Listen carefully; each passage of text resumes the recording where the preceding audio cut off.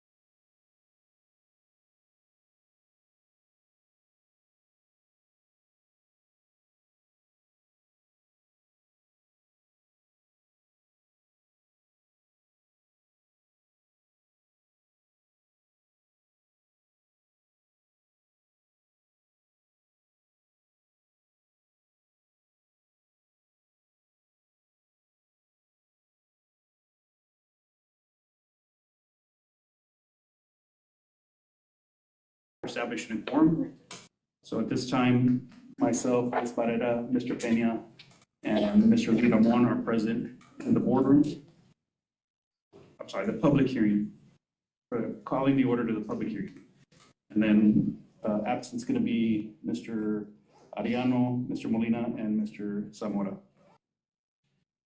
2A, announcement of this meeting of the Alice Independent School District has been duly called, and the meeting of this notice has been posted in accordance with the Texas Meetings Act, Section 551.043 of the Texas Government Code. Item 3, pledge to the United States flag, Texas flag, and a moment of silence.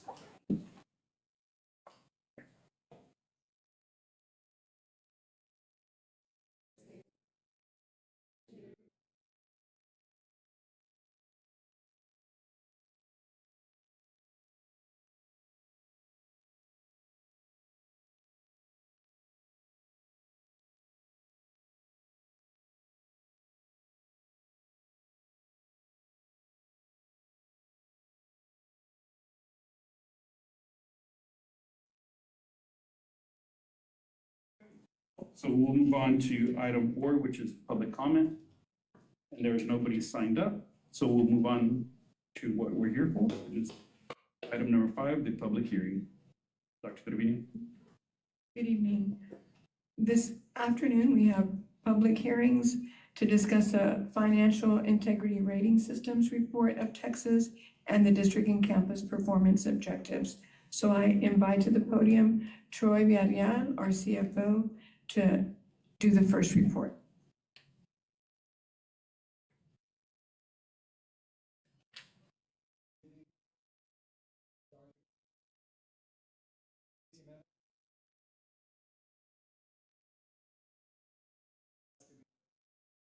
AISD, Chief Financial Officer.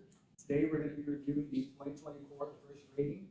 This data is based off of the year of 2023 and is pulled from those expenditures as well.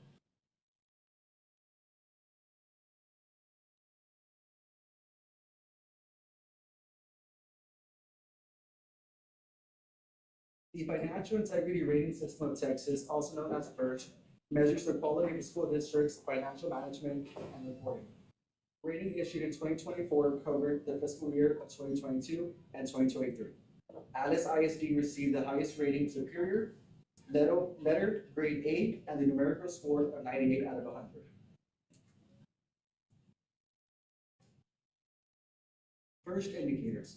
The first rating system contains 21 indicators. There are 5 critical indicators, 1 through 5. Failure to meet the requirements of a critical indicator will cause a school district to fail the first for the applicable school year.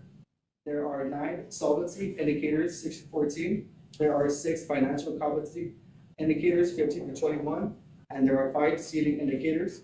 Adds additional criteria to designated indicators. If the additional ceiling criteria is not met by the school district, a predetermined maximum number of points and highest applicable schools first ratings are assigned to the district. The next slide, as you'll notice, the first indicator which we received is an A, superior achievement, 90 through 100, because the rating that we received was 98 throughout 100 as well.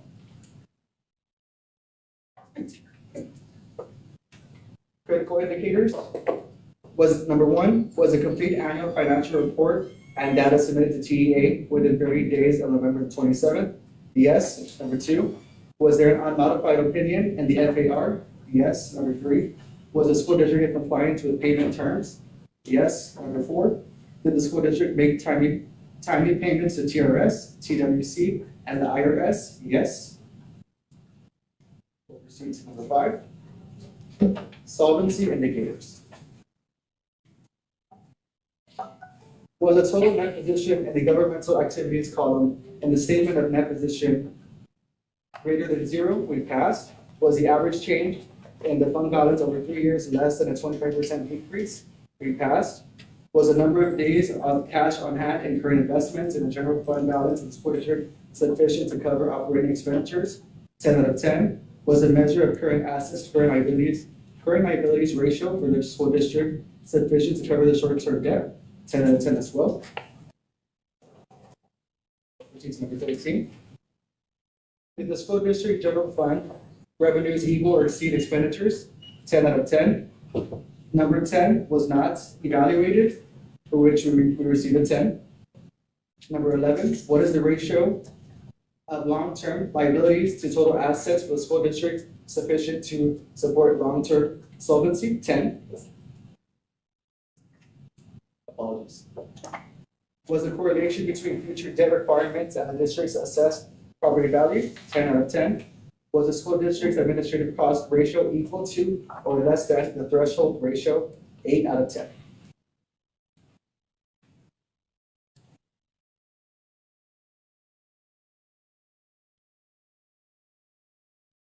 Financial competency indicators. Number 14. Did the school district not have a 50% decline in the students to staff ratio? 10. Number 15 was not evaluated, which we didn't receive a 5. Number 16, did the comparison of public education information management system, also known as PIMS data, to like information in the school district's AFR result in a total variance of less than 3% of all expenditures by function? We passed.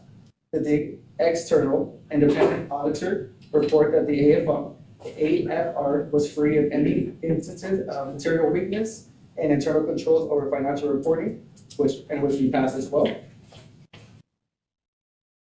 Number 18, did the external independent auditor indicate the FAR was free of any instances of material non-compliance with grants, contracts, and laws related to local, state, or federal funds? 10 out of 10. Did the school district post the required financial information on its website in accordance with government code and local code, Texas Education Code as well? 5 out of 10. Did the school district's administration and school board members discuss any changes? We passed. Did the school district receive and adjust repayment schedule for more than one fiscal year for over allocation of FSP? We passed as well. Next, we have our superintendent's contract, which you can find online as well.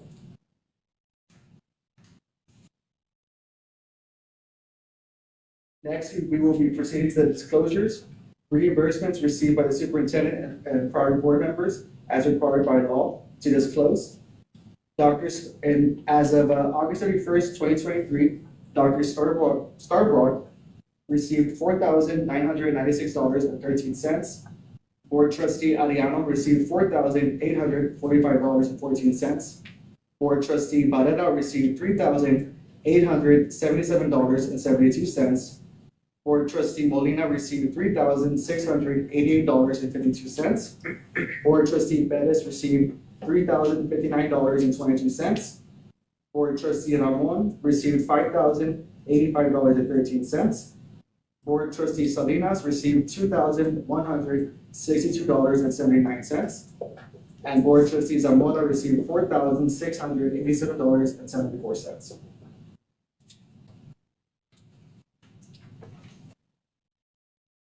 The next disclosure we have is outstanding compensation and/or fees received by the Superintendent of Schools for professional consulting and/or other personal services, which was $0.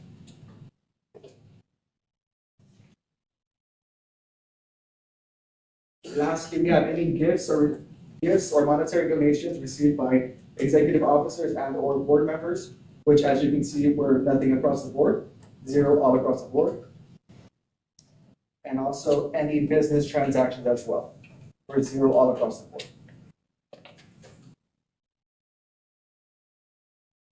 Do you have any questions by chance?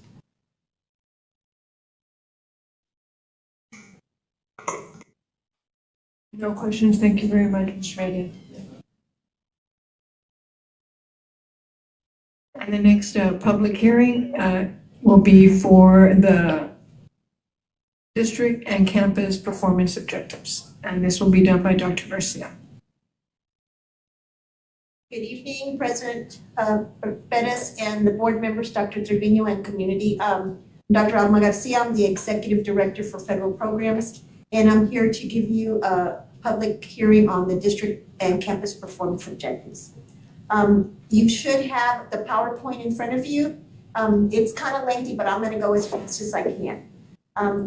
Just on the first page, just so you are reminded that our mission statement is to provide a quality educational experience and comprehensive support that focuses on rigor, relevance, and relationships to promote high levels of success for students. Our vision is that all students will have the opportunity to become responsible citizens, develop creative and independent thinking, acquire 21st century skills, and be future ready to enter post-secondary careers and/or graduation. Very quickly, just want to explain what performance objectives are. They help our district and campuses to improve the student performance to achieve state standards. And they include measurable goals for improving student attendance, academic performance, reducing the dropout rate, improving student achievement, improving performance on state indicators. We have a district improvement plan and campus improvement plan, and these improvement plans serve as a roadmap for schools to improve the educational outcomes for all students. And it is made of action items that help the school community and leadership achieve the school's vision, mission, and overall effectiveness. So, the performance objectives we're presenting tonight are from Goal 1, which is student achievement. And so you see that Goal 1 says that we will provide high quality, engaging, and rigorous instruction for all students that incorporate technology and promote student success in college and/or careers. And so very importantly, our district overall performance, we want to increase our district overall score from a projected 72, which is a C, to a 90, which would be an A. In order to do that, we want to increase domain 1, which is student achievement, the score from a projected 67 to an 85. Our domain 2, which is school progress, and there's 2 for school progress. Part A, we want to increase our score from 72 to an 82. Our part B, we want to increase from a 72 and 92. And of these 2, we take the highest score of the school progress. We want to increase our domain 3, which is closing the gap, from a projected 70 to an 85. We feel confident that we'll be able to reach that and get the A. Our CCMR, we want to increase the percentage of CCMR targets from 90 to 95. And if you might remember that our previous year, our CCMR targets were at 48%. So we were able last year to increase it to 90, and so we hope to increase it to 95 for the next year. So for reading, I'm not going to read everything because I think you can see it, but basically I'm going to talk a little bit about all students. We want to increase our approaches level from 68% to 85%, our meets from 43 to 55, and our masters from 13 to 22. We also have goal for our emergent bilingual, and just so you know, we have 79 emergent bilinguals in grades 3 through 12 that take the STAR. see we have goals for special ed as well. Those are our goals for approaches, meets, and masters. And at this time, we have 519 special ed students that take, in grades 3 through 12 that take the test. Then we go on to math, and you can see that all students, we want to go from approaches from 66 to 85, our meets from 35 to 56, and our masters from 11% to 20%.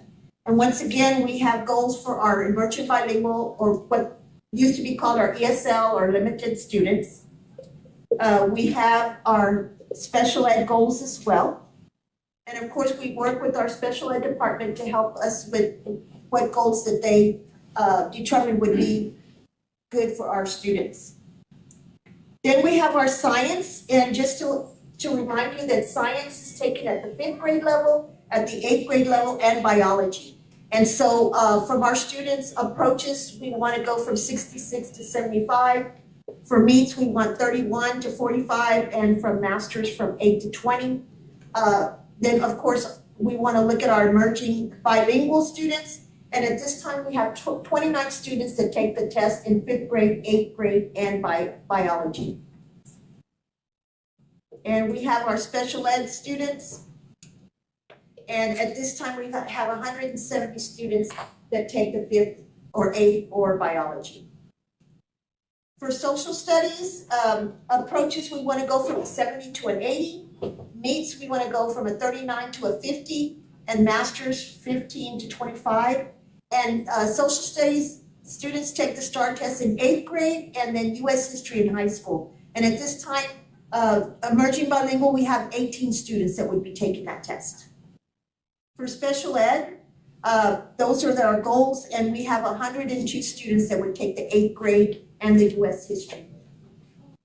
For our college career readiness, as we stated before, we want to have our increase from 90% to 95%.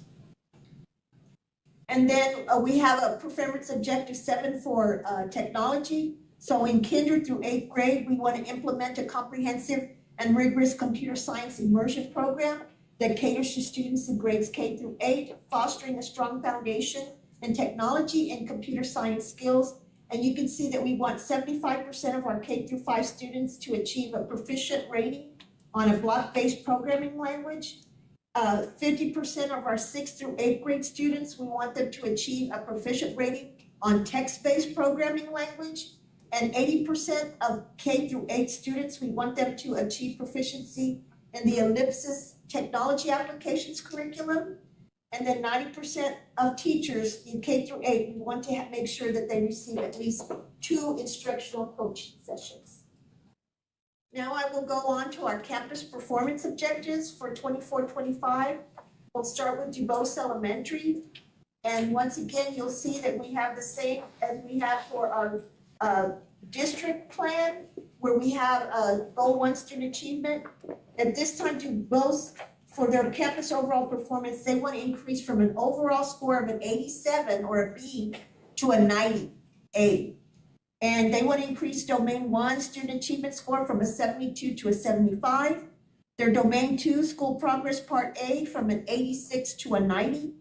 Their domain school progress part domain 2 school progress part B from an 81 to an 85, and they want to maintain a 90 or higher in domain 3, closing the gap. So they already had a 90 and they want to just maintain it.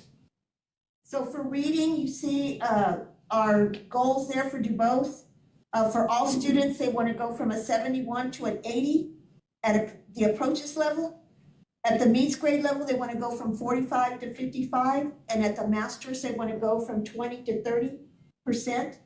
They also have broken it down by their emergent bilingual students and to their special ed students. And then for their PK Circle literacy assessment proficiencies, for letter naming, they want to have students at 90% proficiency, for vocabulary, 75% proficiency, and phonological awareness, 85% proficiency. So for math, you see, once again, our goal for all students, and for our emergent bilingual. For our special ed, for math, they want our PK students' proficiency on circle testing for math to grow to 85%. And I believe with, they'll reach those goals. We're pretty confident they were able to go from a D to a B this year, in 1 year. We have our performance objectives for science. And here we have all students and we have special ed. Yes, ma'am, I'm still at DuBose, but I'm saying for science. So we have a minimum of, they also want a minimum of 65% in grades 2, 3, 4, and 5 to demonstrate mastery on all unit assessments of 70%. Technology, once again, DuBose goes along with the district technology goals. And then for social studies, they just, their goal is to have 65% of their students in grades 2, 3, 4, and 5 to demonstrate mastery at 70% on their unit assessments. We'll go on to Noonan. Once again, all these are basically the same. We are all going for the same goals, but each campus has a different level of how they want to increase based on how they did last year. So at Noonan, their campus overall performance, they want to increase their campus overall score from a 72C to an 82B. For their student achievement, they want to go from a projected 64 to a 74. For school progress part A, they want to go from a 76 to an 86. School progress part B from a 70 to an 80. And domain 3, closing the gap from a 71 to an 81. They also want to maintain their English language proficiency rate or their growth from our emerging bilingual students at a 78%. For reading, you can see once again how they want to do with their students. For all students, for emerging bilingual students, for their special ed student, and once again, the circle literacy assessment, they want rapid letter naming to increase from 70 to 75%, their vocabulary from 79 to 84, and phonological awareness from 88 to 91. For math, those are their goals. For all students, for emerging bilingual, for special ed. They also want their PK students on circle testing to grow to 85%. And then we have science, and we have the numbers for science for all students and emerging bilingual. And then we have special ed, and they also want a minimum of 70% in grades 2nd through 4th to demonstrate mastery on their unit assessments. We have social studies, where they want a minimum of 70% in grades 2nd through 5th to demonstrate mastery on unit assessments. And if you remember, students do not take social studies in the elementaries. Now we go on to, and they also have their technology, the same as the district. We go on to science. And science, for their overall student achievement score, they want to go from a projected 72, which is a C, to an 80B. They want to increase their domain 2 school progress from a projected 79 to 90. And they want to go for part A, the academic growth, 74 to a 90. Or part B, their relative performance from a 79 to a 90. And then closing the gap from a 77 to an 84.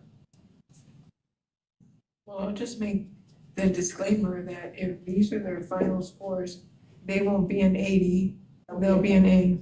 And they are, even though they put B, I know that they're all working for the A, all our campuses. Once again, we have the reading, and this time science broken up by grade levels.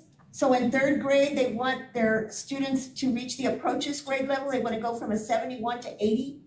They want to have the meets grade level from a 38 to 45 and masters 18 to 25. For their 4th grade, they want to go from a 74 to an 83. For approaches, for meets 42 to 49 and masters from 11 to 20. For 5th grade, They want to go from 78 to 86 on approaches, for meets 60 to 65, and masters from a 28 to 30%. And on their M class, which is a program, a screener, they want to have a minimum of 60% of all students in grades K through 2 to perform at the benchmark level according to the end of year M class. And of course, once again, they also have proficiency in the rapid letter naming, vocabulary, and phonological awareness. For math, you see they also broke it down, 3rd, 4th, and 5th.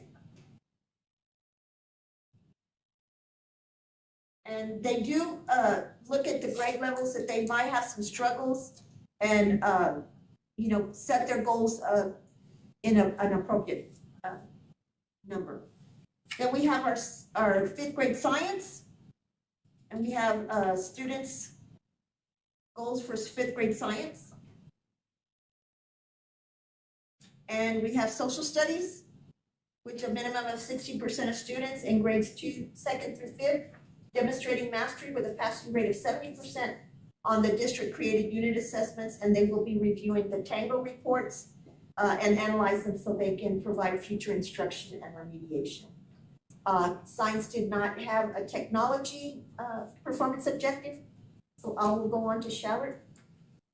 And Shallard, for their performance objective overall, they want to increase their campus overall score from a projected 85, which is a B, to a 90, A. They want to increase domain 1 from a 78 to a 90. Domain 2, school progress, from an 85 to a 90. And closing the gap from an 84 to a 90. So they're really close. They don't have a whole lot of points to get. They can reach that 90. I feel confident on that. And then for reading, you see that they broke it down by all students. They also broke it down to emerging bilingual.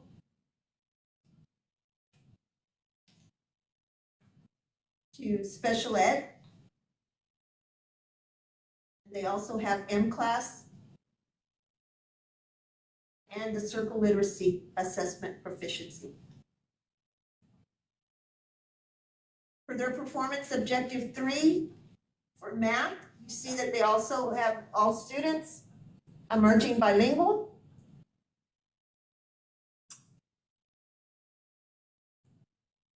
Special ed. They want 95% of all their PK students to demonstrate proficiency on their circle testing, the math components.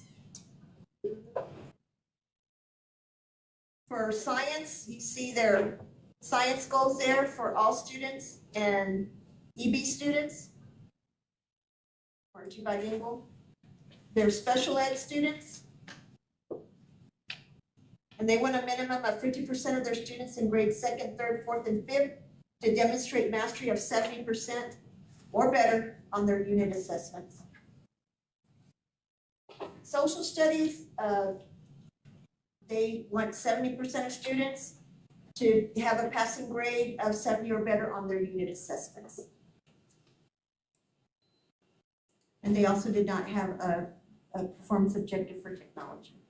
Now we're going to go to William Adams, and this is going to be a little bit different, but I want you to see what goals we have for William Adams. So for student achievement, they want to increase their campus overall score for the 24-25 school year from a 64 a D to a 75 a C. They want to do this through school progress part A, their academic growth from a 69 to a 90, their relative performance from a 72 to a 90, and closing the gap from a 72 to an 80. And they also want to have a progress growth rate for DELPAS, which is the test that our emergent bilinguals take. They want to have a growth rate of 50%, and the state is 36, I believe. So they want to go way over and above the state goal. They also did their basic overall score. They want to go for approaches from 64% to 75%. Their meets from 33% to 45%. and their masters from 10 to 30%. And that's all the students. For reading, they broke it down by sixth grade, and you will see sixth grade, their goals for sixth grade. Their seventh grade, their eighth grade, and new this year, which is wonderful, they have English 1. So we don't have a comparison because this is the first year we're doing English 1, but they have very lofty goals. So they want their students at the approaches grade level 100%, meets grade level at 100%, and master's grade level at 80% for their English 1 students. And based on the benchmark, they're well on their way. So for math, they have, once again, grade 6 and grade 7 goals. And then grade 8. And then we have the Algebra 1. And of course, we've had the Algebra 1 at the middle school for a number of years. So they would like for their approaches grade level to go from 98 to 100%, their meets from 93 to 100%, and their master's level from 61 to 65%. For science at WAMS, you have the 8th grade science because they're the only ones that take at the middle school. But now this year, once again, as English 1, we have biology. We have students taking biology. And we don't have a comparison, but this is what their goal is, that there will be 100% students scoring at the approaches grade level, 60% scoring at the meets grade level, and 30% scoring at the master's grade level. Students will be able to leave William Adams with credits already by the time they go to high school. For social studies, we have 8th grade, and you see the goals there for social studies.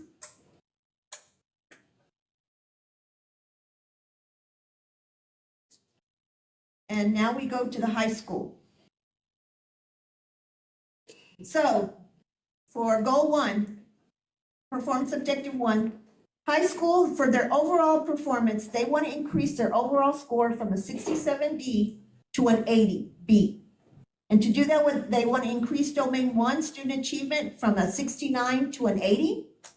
Their domain 2, which is school progress, they want to go from a 69 to an 80.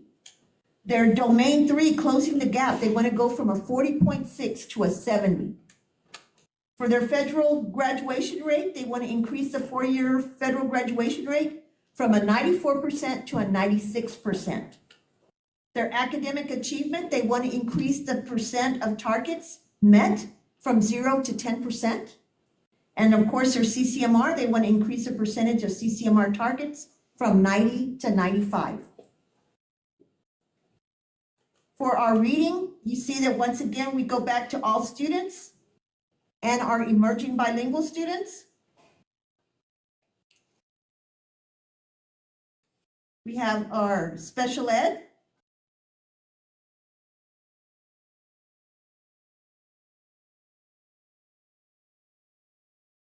We have math. Once again, all students. And math would be Algebra 1. And our emerging bilingual. We have our special ed.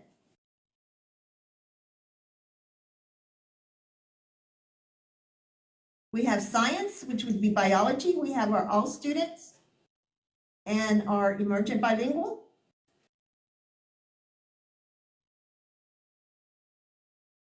We have our special ed for science. For social studies, we have all students and emerging bilingual.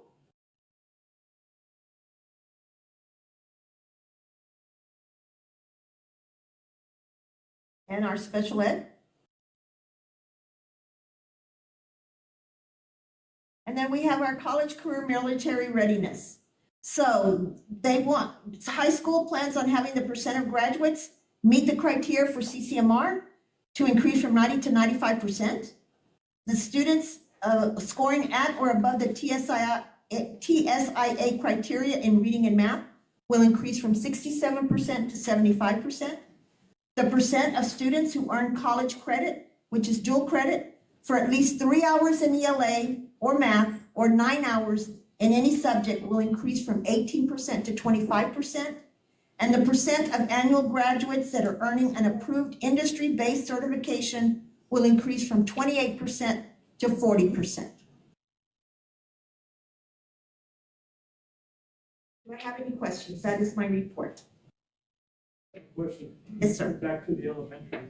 Yes, sir. So, you showed the different scores and how some differ from other ones. Yes, sir. Do you have like a networking between teachers at one school that may be doing better than another school? And please, I am not an educator by any stretch. Yes. How does that work? I can tell you, and Ms. Dunches would probably answer that, but we do send some of our teachers to other campuses to observe other teachers that are having success. I mean, that's a big thing for us. So when you want to. That's actually an initiative that we've really been trying to increase this year and really get going. And we have been taking teachers from different campuses and bringing them to other campuses to view teachers and observe their classes. We usually have sometimes an administrator from the campus will also go.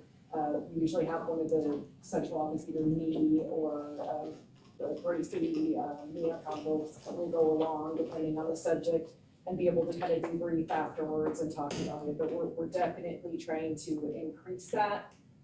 We've got some really strong people and trying to leverage that and get ideas from each other and share. Because it's the same curriculum. Mhm. Yes, So, and we do fully support the elementaries. I mean, we have people going out there fully supporting them. And if anything, any ideas or any curriculum that we feel like the teachers may be struggling with or administrators, there's always someone available to go and help. and from that networking, have you been able to determine, okay, well, this part of the curriculum is just not getting through, and do you see the successes, and do you see like, well, this just didn't work all that great? Is that it's a pattern that y'all go deep? We do, yes, sir, we do a deep dive, and sometimes we will look at how the curriculum was taught and delivered, the lessons delivered. And so we will have them get together. We have the PLCs, the professional learning communities, that get together every week and discuss the lessons and the delivery, the interventions and all the things that we're doing for our students. We are constantly talking about success and improvement. Thank you for all y'all do. Thank you, sir. It's a job we all love. I can tell you right now that all of us are ready and willing to go out and help as much as we can. Any of the new programs that we have, I can tell you, speaking from Summit K-12, because that's the program that I definitely look at for our emerging bilingual. We're constantly trying to go and talk to the principals, the teachers, having them look at reports, looking at the different strategies that we can use for the students. We have the people from the program that develop the program come out and give PD. And I know that curriculum and instruction, they are always out there with the Amplify, with the Carnegie, with the Sharon Wells. So it's a constant thing that we're always doing. And it's our goal, just like Dr. Trevino's goal, to bring our district to an A district. Thank you. Thank you. Yes, sir. I just have a question. So I noticed on some campuses have, growth wanting to be about 5%, others are, at 15. And so each individual campus came up with their own plan, right? Yeah. And if you see that sometimes it might only be 5 points, the administrator and her team know their students very well. And if it's 5, it might be because that grade level's struggling. And so they're gonna start an attainable goal first. And if it's like 15 or more, it might be because they have strong teachers or they have strong students and they feel confident that those students can reach those. And those, it's not to say that we're, making it low for our kids. It's that we see challenges, we see struggles, and so we're gonna work hard. Our goal is not just to meet that goal we have, but to surpass it. So that's what we're working for, to surpass those goals. We may set them that way, but we're not satisfied with that. We want to surpass it. And so now, once we approve this, what is the next step as far as letting us know what each campus needs so they could achieve their goals? Because Well, that depends, once you approve that, that's what we're gonna be working towards, but as I said, above and beyond. So we will come back to you whenever we need some supplemental things, say we're gonna order programs, or we're gonna order some supplemental, we'll come back. We will be working with the principals. The campus improvement plan and the district improvement plan are already on the website, so if you wanna look, you can go. I just gave you the performance objectives, but every performance objectives that I showed you, or that I told you about, there's strategies for each one as to how we're gonna reach that. So you can look on those improvement plans and you can see what are we gonna do, and it might have something to do with amplifier, it might have something to do with Carnegie or tutoring. So I invite you to look at every one of those performance improvement plans. Each campus has it, it's on, if you go to the main page and you go to our district, I think that's where you can see the district and campus improvement plans. And so you can see, and it's not just goal 1, we have 5 goals. And so you can see our goal 2, which is safe and nurturing environment. We have 1 for finance, we have 1 for HR, we have 1 for social emotional. So please, I invite you to take a look at those. And if you have any questions at all, please feel free to contact me. I'm glad to. Yes, we do go in quarterly. You'll see, when you see the improvement plan, like for example, November was our first quarterly, so you'll see our administrators and some of our teachers will go in from the campus from here, and they'll kind of determine whether there was some progress, considerable progress. It might be that we've already accomplished this particular goal, but you'll see that we do it quarterly. We'll have November, we'll have January, we'll have March, April, and then we have at the end of the year. So as we look throughout the year, we're determining how are we doing with that goal. And there may be sometime a goal that we've put there that it's just not fitting, it's just not working. And so it may be discontinued for next year, or maybe we just have to work harder because it's not showing progress. So we're gonna go at it and really work at it. We look at the campus, quarterly reports as well to see how they're faring with their particular strategies and goals. And so we're constantly looking at that. thank you. Thank you so much. So, Any other questions? yeah, I have a question. Yes, sir. So you talked about some campuses having strong teachers. Yes, sir. How about and then you set some high goals Yes, sir. on some of the campuses. Yes, sir. And what are we doing for those teachers that can't, or they need help? We are, Or, as I said, excuse we're, me, something else. And then we're having a lot of subs yes, sir. that are there and they don't know what some of them don't even know. They're just, sorry to say this, but they're just bodies. So the kids aren't learning. Well, That's my Yeah. question. and I understand that, sir, and we're working very hard to make sure we don't have vacancies. And I would have to say this here, Ms. Rivadeneira has worked very, very hard to make sure that we have very few vacancies, and we try really hard to push that teacher attendance. I know And she's we doing a have- great job because, we hear it. Yes. To like just 3 vacancies. Yes, sir. Yeah, she's doing a great And job. as I said, we're on the campus to support Ms. Campos Mia. She's in the classroom, she's doing modeling. Ms. Dunches, Ms. Garcia, we're all in there doing modeling for those and coaching those teachers that are having some struggles. And we will recommend professional development to help them, or bring someone in. We've brought people in to help them. I know that, for example, the 5th grade science, we're working very closely with a teacher from Brownsville who's an excellent master teacher. And he has been real helpful for our 5th grade science teachers. We had quite a few new teachers this year. So we go out and we look and we determine where we can help and what we need to do to support our campuses. I like to hear things like that. Yes, sir. Bring people in Yes, sir. to help our teachers. And plus, Mr. Renee is doing a great job. Yes. And not only her, but we still need to keep pushing. And we do, sir. We still do. need to keep pushing. Our department worked extremely hard, we set a goal, because our goal is, our kids come first.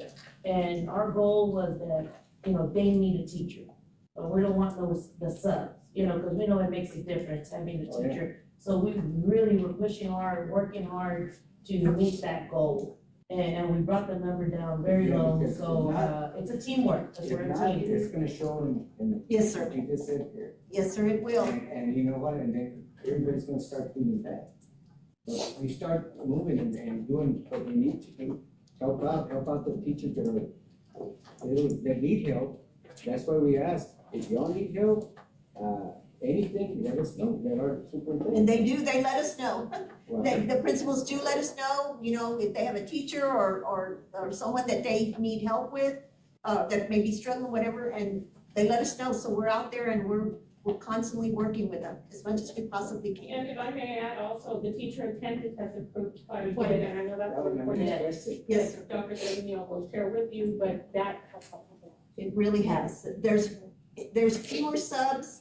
Yes, there still are subs, but our teachers are in the classroom more this year than last year. So we're really pushing, every administrator, I have to give it to them because they are pushing that teacher Yeah, attendance. And also it's hard enough on the strong teachers that they're gonna go and hopefully, and they are probably, helping the other teachers to bring everybody up. Yes, and I can tell you, those strong We work teachers for are one- glad to do it.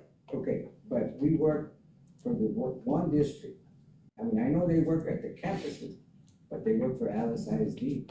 So somebody from Luna can go to Signs or whatever, hey, let's help them out. They're all our kids and they all need a chance. And we've been doing that, so we've been taking it, taking it forward and observing and. Okay, because we're gonna see it pretty soon, again. So I appreciate you. Yes, sir. Thank you. Thank you very much.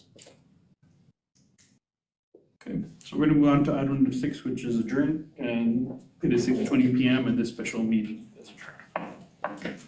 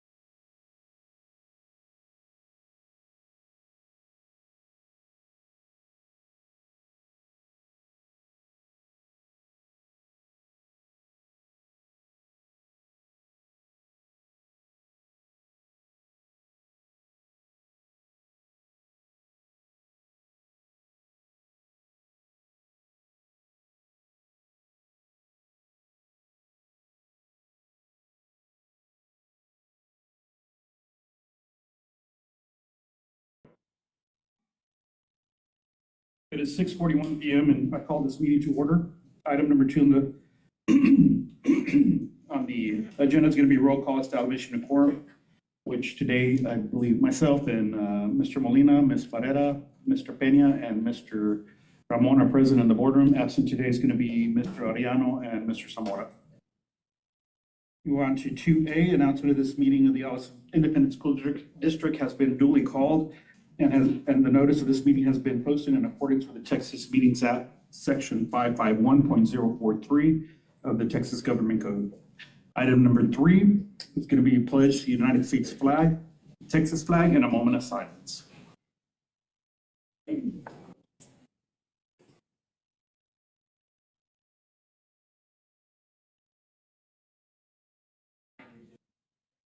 Of the United States of America, and to the republic for which it stands, one nation, under God, indivisible, with liberty and justice for all. The Texas flag. I pledge allegiance to the Texas, one state, under God, one and indivisible.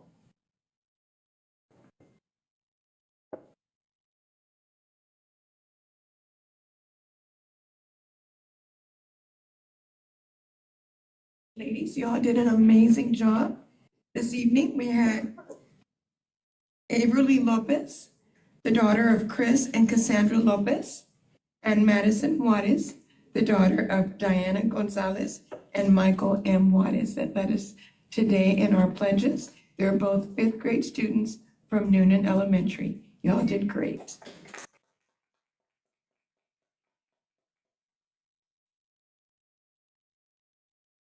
So we're going to move on to item number 4, which is recommended approval of the board minutes for a minutes regular board meeting November 11, 2024.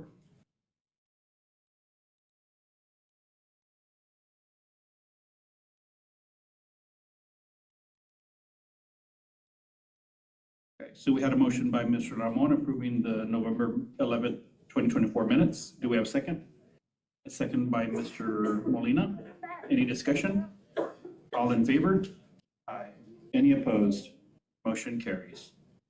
We're going to go on to item number 5, which is the public comment. And at this time, there is no one signed up.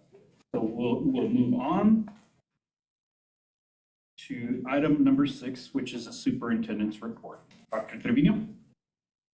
Good evening, members of the board and the public. Thank you all for joining us today. As part of my presentation, we just want to announce the posting notice of deadline to file applications for place on the ballot for the May 3rd, 2025 elections. We do have to post that timeline on December the 16th. So we wanted just to give you information that that will be posted on our website on December 16th. The next item is staff attendance, as mentioned earlier. That is an initiative that we are working every day to try to improve. We know that no one can replace the classroom teacher. We are not only working at closing our vacancies, but ensuring that the classroom teachers are in the classroom. We recognize that this is a season when, allergies kick in and people get sick, but we are happy to announce that we are still below last year's attendance. It increased as far as with certain schools from the previous month, but overall, compared to last year, at this time, we have 293.5 days, less days of teacher absences than the previous year. And so we are working at it. We know that it's a work in progress, but like I said earlier, no one can replace a classroom teacher. So we want to thank all the teachers out there that are coming to work every day and making a difference in the lives of our students. CCMR update, just to give you an update on that. You can see, as mentioned earlier, last year, our senior class, 90% of them graduated CCMR ready. Our current seniors are right now at 71%. We are not just tracking the seniors, we're tracking our juniors and our sophomores and our freshmen.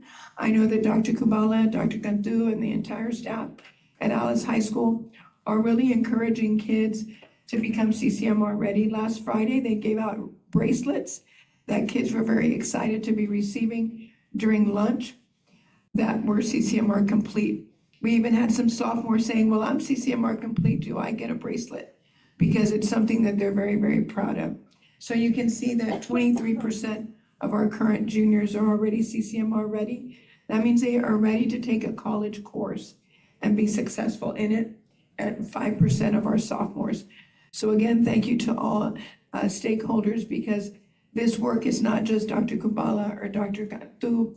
It's everyone working hand in hand in ensuring that our kids graduate college, career, and military ready. And the goal is still 95%, right, Dr. Kubala? That's correct, yes. And every month we do a check-in to see where we're at. And the last item that I have this evening, because right now we have a full audience, right? By the time we come out of executive, we're down to maybe a handful of people. But on behalf of the board, myself, we'd like to wish everyone a Merry Christmas and a Happy New Year. I hope you all get to rest during the time off. We still have another week of school this week and next, but we won't have an opportunity to perhaps see you all or address the entire community. But again, on behalf of the board and myself, we wish you the best. And we'll see you back, students, on the 8th of January. But boys and girls, we still have school. Okay? Every day matters. And so thank you again. That's it for my report, Mr. Perez.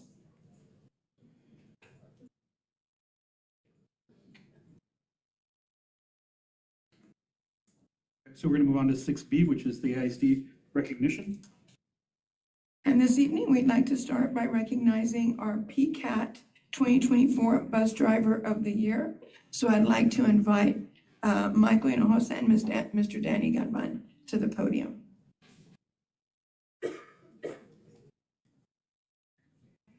Good evening, school board members, administrators, and guests. On behalf of the Property Casualty Alliance of Texas, I want to thank you for the opportunity to honor one of our employees, and particularly one of our drivers. Each day, bus drivers are entrusted with safely transporting our children to and from school. No matter whether the weather conditions are bad or not, traffic, their performance on the road must be A+. PCAT also recognizes the school bus drivers help set the tone for children's daily experiences. You could say that they are the school's ambassadors. Typically, the bus driver is the first person that our children see in the morning and the last they see in the afternoon. And that is just said as our great teachers. PCAT believes that the same holds true for the best school bus drivers.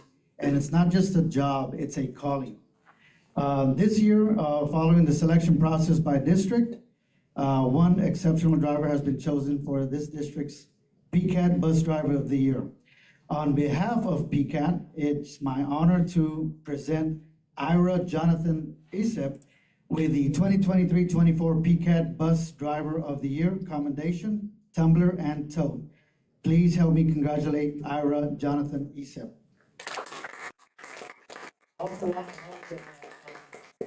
Just a little history with Ira. Ira comes from the Philippines, and he needed a job. He didn't have a CDL.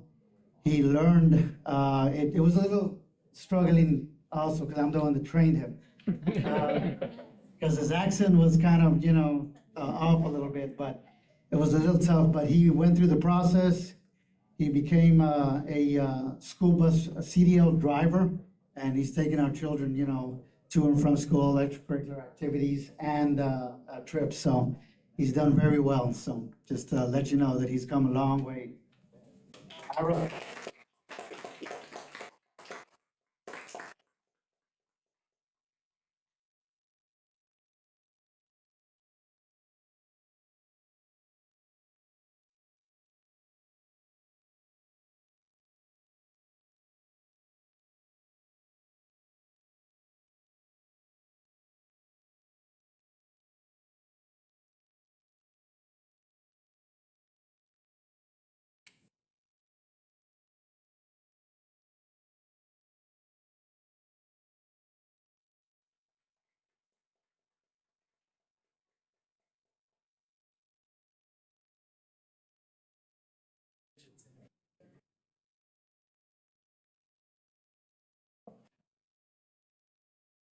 You're absolutely right, Mr. Galvan. The bus drivers are critical and instrumental in ensuring our kids get to school safe. You're absolutely right. They're the first ones that make contact. So if you greet them with a smile, they're gonna be wanting to have a successful day, because that's how it starts. So thank you, sir, for your work and that of all your bus drivers. And next, we'd like to recognize our varsity football team.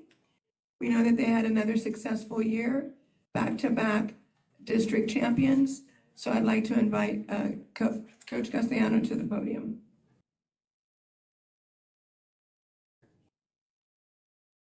Good evening, Board, Dr. Trevino, and community of Alice. First of all, that CCMR is, I had two kids text me earlier that they passed, so those numbers.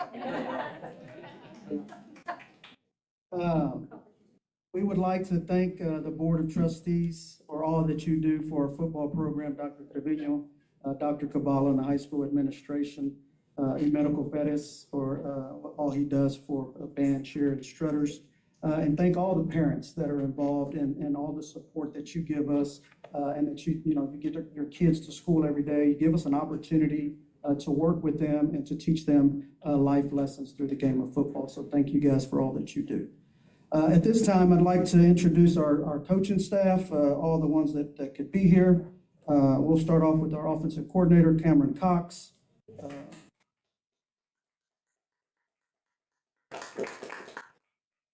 Our defensive coordinator, Hector Gaza.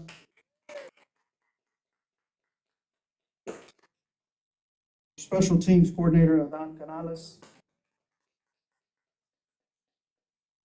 Defensive assistant, Gonzi Trevino. Offensive assistant, Joseph Rodriguez.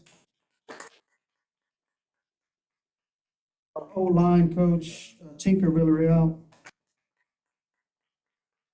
Wide receivers coach, Devin Orta. Defensive coach, Juan Rivadeneira. Defensive coach, Victor Garcia.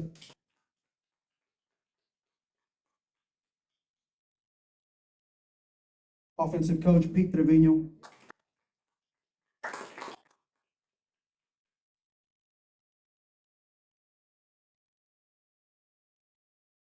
Dr. Trevino said these boys had a lot of pressure on them coming off the year that we had come off of the year prior and being district champs, playing 13 ball games, but they answered the bell and moving up to 5A as well, coming from 4A division. So had a lot of pressure on them, but they responded well, moving up to the 5A division. Anytime you can play 12 ball games, it's a plus. And winning back-to-back district championships, I think, for the first time in 39 years. So accolades to all these boys, or kudos to all these boys for all that they have done for our program. So we're going to start off with number 3, Jamarian Peterson.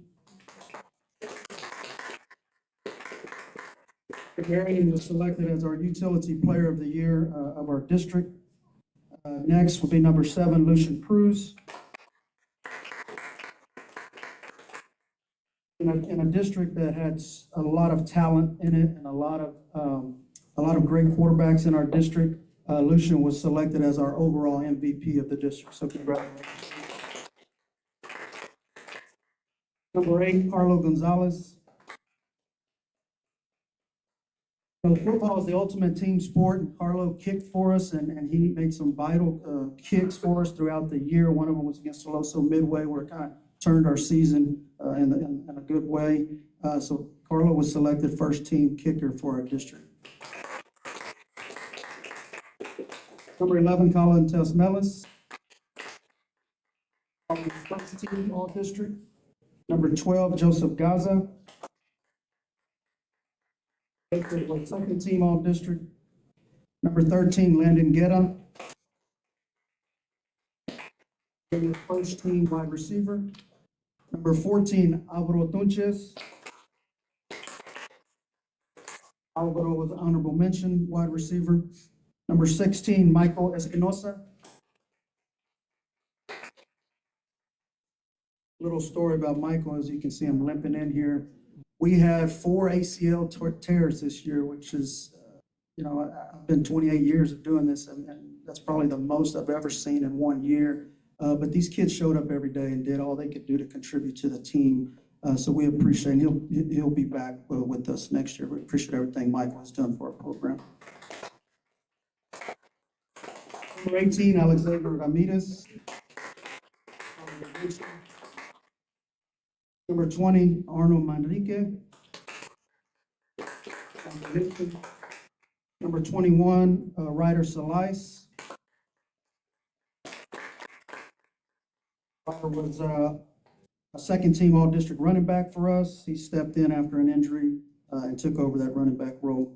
Number 23, Landon Brunston. Landon was a first team selection defensive end for us. Number 24, Elijah Herrera. There's another one limping in, another ACL there, that he'll come back to help our program next year. 25, Alonso Gonzalez. Little story about Alonso, and I know I don't have a whole lot of time, but Alonso was on our JV, our second JV team, basically a B team type deal, and ended up playing for our varsity team and making the all-district. So it doesn't matter where you start, it's how hard you work and the end result that counts. Thank you, Alonso. 27, Maddox Carrillo. Maddox was a first team all-district safety for us. Number 28, Hayden Trejo.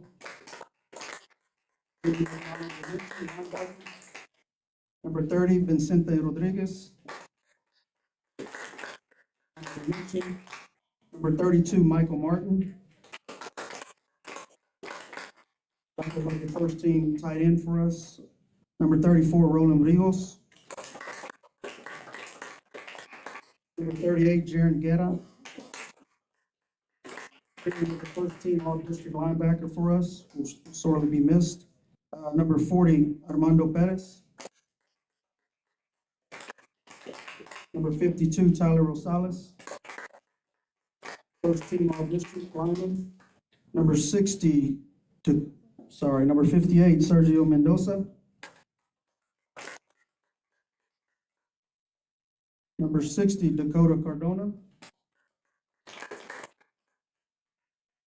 Dakota was one of those TSI texters that I got today. He didn't give up, guys. He just kept on, and we kept on him, and he finally got it. Congratulations to Dakota. Number 64, Isai Escobar. Number 65, Louis Villarreal. Number 70, Esteban Cabrera. Number 71, Vincent Beck. Vincent Beck was another kid. He got the most outstanding offensive lineman in our district. He tore his ACL in the last game there at the Sky Dome. Heart and soul of our team, but we know that he's going to go on and do big things in life. So thank you for everything, Vincent Beck.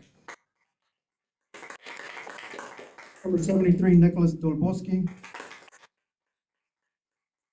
Number 74, Victor Cariaga. Number 75, Ram Kandu.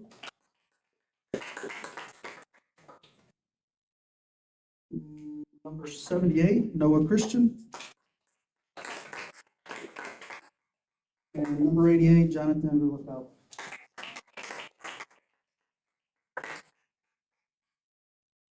Congratulations, boys. Again, thank you to the community of Alice, to the Board of Trustees, Dr. Trevino, for all of your support and all that you do for our football program. We were back-to-back, and the talk is already for a three-peat next year.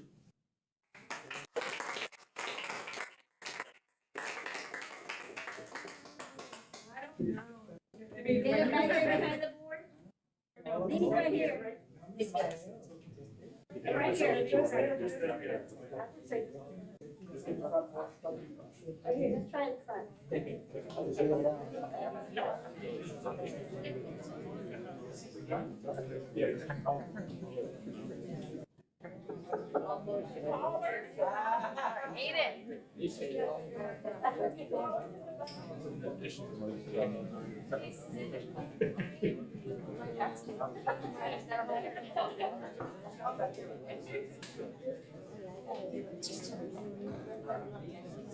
Coaches?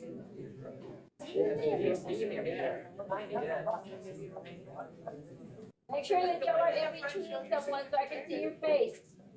Please. Don't go in the back. Want me to scoot over a little bit? You y'all see me? If you can see me, I can see you. It's all in your tiptoes. Okay, I'll get a couple. Ready? Wait, look this way. Can't see you here. Ready? I can see most of them. Hold on. Sariaga, your thing is upside down.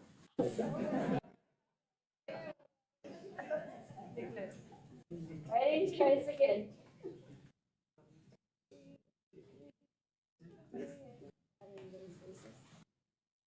All right.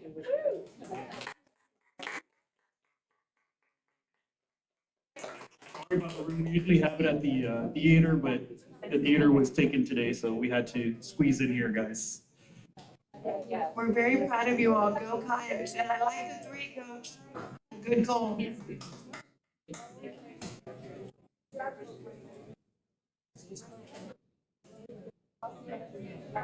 Bye.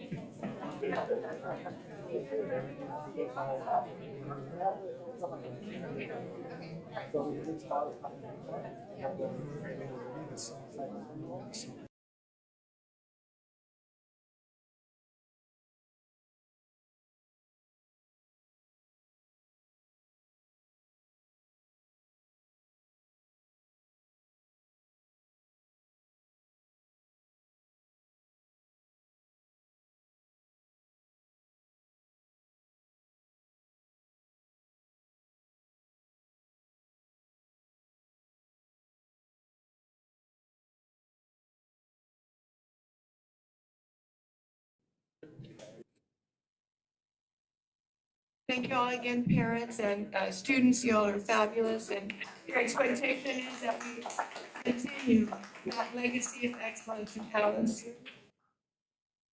Next, we have our academic update by Ms. Tunches.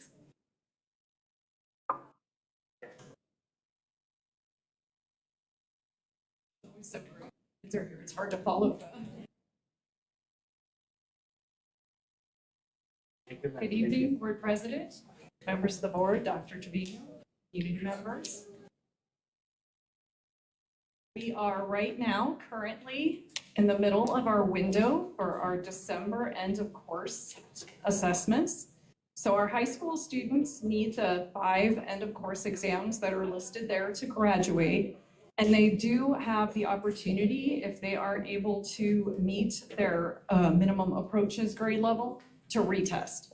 And so December is one of those retest opportunities. So in addition to that, though, we do have a very small number of first-time testers because, for example, with US history, if they have taken dual credit and the way the timing has worked with their history 1302, we've got a couple that we're ready right now to take the test rather than doing it in spring. So we do have some first-time testers.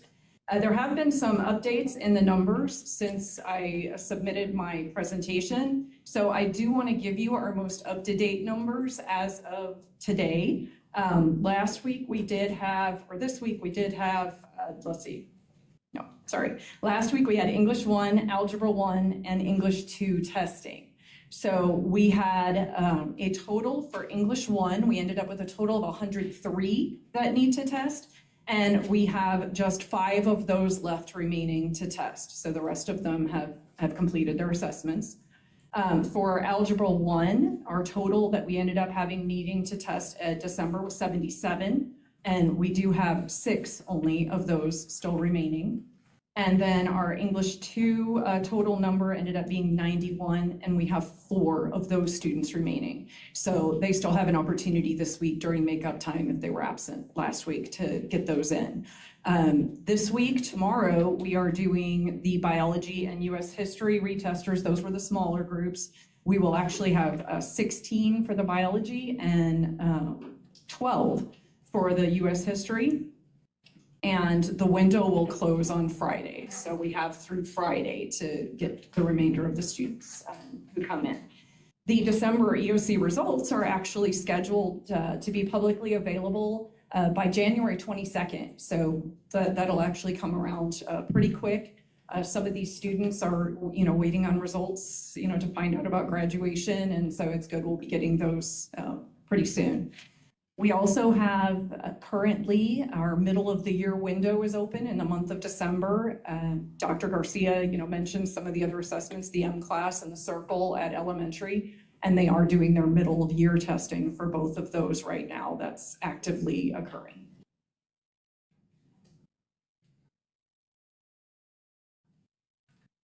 As we talked about in November, we did have District Benchmark 1 that was going on from November 7th to the 15th. So we have the data for that to share. The completion data we're going to be looking at is as of November 15th. We had just a few students who maybe were absent those last couple of days that took the following week, but the vast majority of the students were complete at November 15th. We did have benchmarks in every one of those assessments that we take STAR tests in. I did want to note that the high school data you're going to see, it doesn't include those students who are currently taking that retest for the December EOC because they benchmarked a little bit earlier in preparation for that December test that they're going to take. The data that I'm going to show you, principals have already had since prior to our Thanksgiving break. So they've already had the opportunity to analyze that data. They have set benchmark 2 goals. So they had their end of year goals. And once they were able to see where the students were at benchmark 1, they were able to look at, where everyone was and how it was going and set appropriate goals for what they would like it to be when we hit benchmark 2. And they were able to meet with the teachers and turn that around to start really digging in at the class level. There were a few situations where, based on how well the students were doing, the principals were actually able to boost end of year goals a little bit based on seeing where the kids were at already. So the comparison that we're going to look at is going to be a comparison from spring 2024 STAR. So that's going to be that middle column, and that's how the kids did at the end of the year last year. So that would have been the point at which, all the expectations were fully taught, everything was taught, and they were, completing, in April toward the end of the year. And then at the far right, that's going to be our benchmark. So it's kind of a more of a starting point, a baseline for us to look at. And there are 2 areas where, we really expect those numbers to continue progressing clearly. At this point, the vast majority of the tests, the students had only 50% or less of the material that had been taught to them. So as they learn the rest of the material going through the year, we'll be expecting progress along those lines. And then also we'll be expecting progress in terms of the things that were already taught at benchmark, that when they went in and looked and saw, maybe that's something that needs to be spiraled or needs some remediation or needs some reteach. So we'll be expecting some growth from those as well as we move forward. So we're starting off with RLA, Reading Language Arts for elementary. And 3rd grade, the district was at, in November, so this was beginning to mid-November, 56% of the students were at approaches, 24% were at meets, and 5% at masters. Then looking at 4th grade reading, 63%, 21, and 6. And then 5th grade was the strongest of the levels for elementary, and that was at 67%, 45%, and 21%. And then you can see below that the breakdowns for each of the individual elementaries on the reading.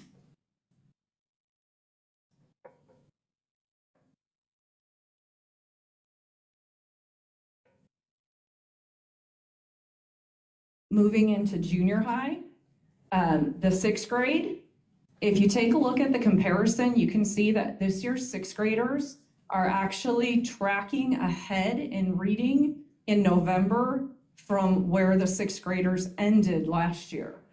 So that's looking like a spot that, you know, we can expect some pretty good growth there. So in November, they're at 66, 40, and 14.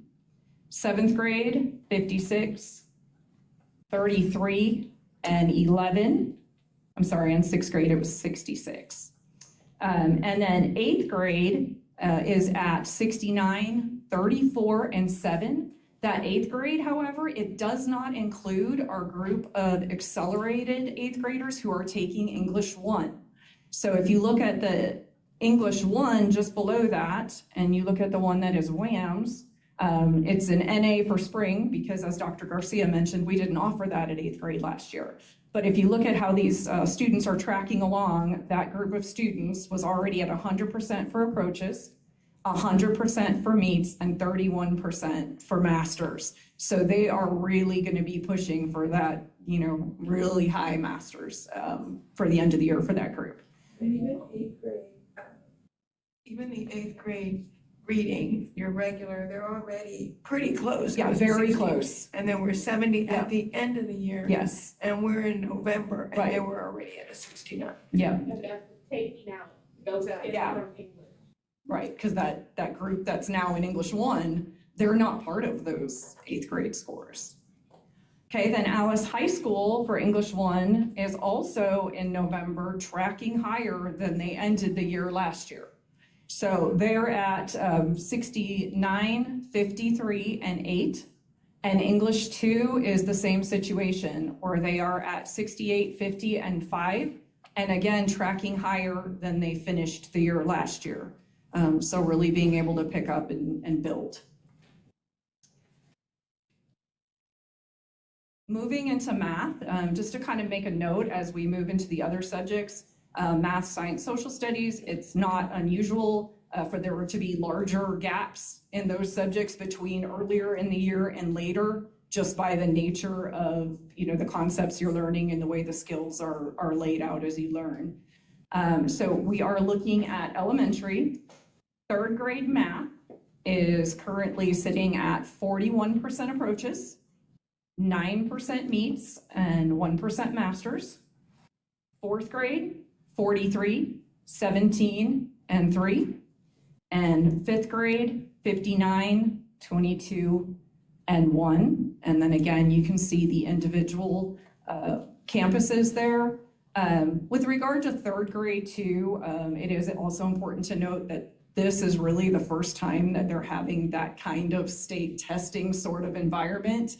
They didn't test in that way in second grade. So as the third graders are coming in, they're also kind of getting used to how the testing works and taking one of these, you know, full length tests online. So sometimes that is also an impact with third grade. Moving into secondary, sixth grade math, this group is beginning the year significantly above where sixth grade math ended last year. So they are at 65% approaches, 26% meets, and 2% masters. Seventh grade math is at 22, 4, and 0, and that's the group that we had the conversation about in November. And I know Mrs. Grace Bettis, she shared some strategies that were being put in place. And so those conversations were happening right about the time this testing was. So what we're really gonna see is between here and February, if those strategies that Ms. Bettis was talking about that were being put in place to support the consultant coming in, some of the tutoring they're bringing in, we'll be able to see impacts of that as we look from the November test to the February test. In support of those students. Eighth grade, we are at 46, 16, and 1. And again, that 8th grade does not include that group of students that is taking algebra at 8th grade. So if you look at those, they're under Algebra 1 next to WAMs. They are also at 100% approaches. They're at 63% meets and 13% masters. So again, they're looking at tracking along really strongly. The high school is actually quite close to where they, especially for math, they're quite close to where they ended the year last year. They're at 63, 12, and 1, and the district average of those two is there at the top. Moving into science and social studies, it does need to be noted that on the science, we actually do have a slightly different assessed curriculum this year. There were some changes in the TEKS, so this year is the transition year. So we do have a slightly different assessed curriculum in the benchmark and this year's STAR than the one we're comparing to last year, so just so you're aware of that. For the district, 5th grade science, we are at 35% approaches, 9% meets, and 3% masters.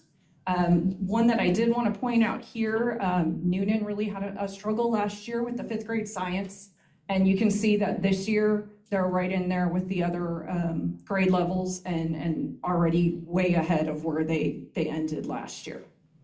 8th grade science is going to be at 39, 8, and 0.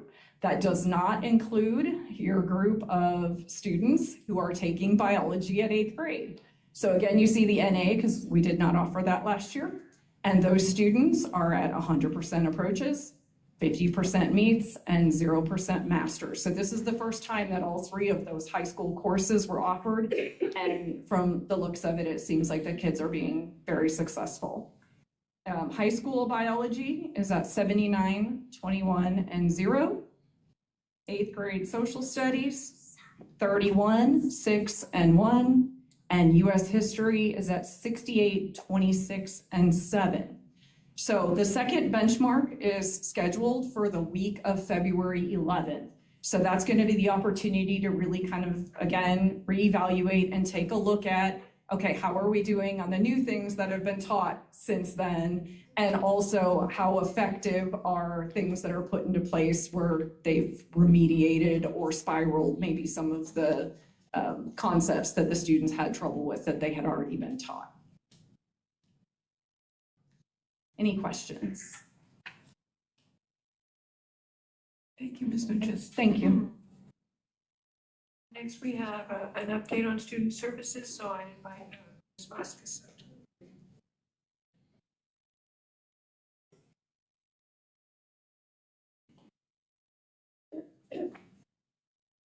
Good evening, members of the board, Dr. Trevino, members of the audience. The first thing that I do have, and I don't have it on the slide, is the AISD Health Services. So last year, there was a contract and agreement that was sent to the board for approval, and this was for the Coastal Bend nursing students to be able to do clinical rotations at the campuses. They are continuing it for the 2nd year in a row, and this, I think currently right now, we have 18 students that will be participating in the spring. This will be between February the 18th to May the 8th. The students will be coming in 3 days a week for 11 weeks. Nurse Lisa Lozano does set the limitations for the students, so the students are not able to come in and assist every student that comes in through the nurse's office. Excuse me. CBC students, they take temperatures, they do the blood pressures, they're able to give ice packs and just the basic things, but just to be assured that the diabetic students, the students are not able to administer that insulin. That's only the nurse within the campus itself. And then, of course, the campus nurse does maintain the ultimate responsibility for student learning during the clinical rotation. So just informational to let you know that it is continuing for this 2nd year so that we all are aware. Do y'all have any questions on that contract? Okay, I'm going to go ahead and move on to the Student Services Monthly Update. So what I wanted to share, and last month, what I didn't share was the campus attendance. I know we've been going over the district, but I do want y'all to see how the campuses are doing. For the month of November, Alice High School last year was at 87.85. They ended in November at 90.21. That was a 2.36% increase. For the middle school, last year they were at 91.19. This year they finished off at 93.38. That was a 2.19% increase. For Noonan Elementary, last year they were at 92.09. This year they were at 93.78, which was a 1.69% increase. For Science Elementary, last year they were at 92.41. This year at 93.98, a 1.57% increase. Shallard last year was 94.37, this year 94.83, a 0.46% increase. And then DeBose was at 89.77 last year, and they're ended at 92.74, which was a 2.97% increase. And I wanted y'all to see this because the campuses are doing really well with those initiatives. They're really pushing those attendance incentives, and I mean, it's been so great every month. So I really wanted y'all to kind of look to see how our campuses are doing besides the district. And so as a district, this past month in November, week 1, we were at 91.09 last year. This year we finished off at 93.85, which was a 2.76% increase. For week 2, last year was 90.28. This year 93.53. That was a 3.25% increase. By week 3, last year is 90.89. This year 91.41, which is a 0.52% increase. And overall for the month of November, as you'll see, last year it was 90.64. This year 92.64%, which was a 2% increase. So our attendance has continued to increase throughout November compared to last school year.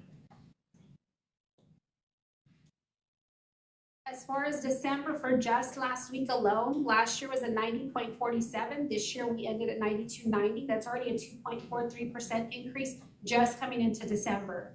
So we're projected to do very well the next couple of weeks compared to last year. For our monthly attendance revenue loss and analysis, I still included the August, September, October. November is the updated one. In 23-24, we were at $871,948.01. If you look at this year's, we lost $575,070.22. We saved $296,877.79. And just that first week in December last year, we were already hitting that $942,257.57. And this year we're at $623,854. So just that first week alone, we've already saved $318,403.57. I just wanted to give you a kind of an update on our optional flexible students. If you'll see here, through the month of August, we had just begun the program, and it's September, October, coming all the way to December. That's how many flex students we have at each campus.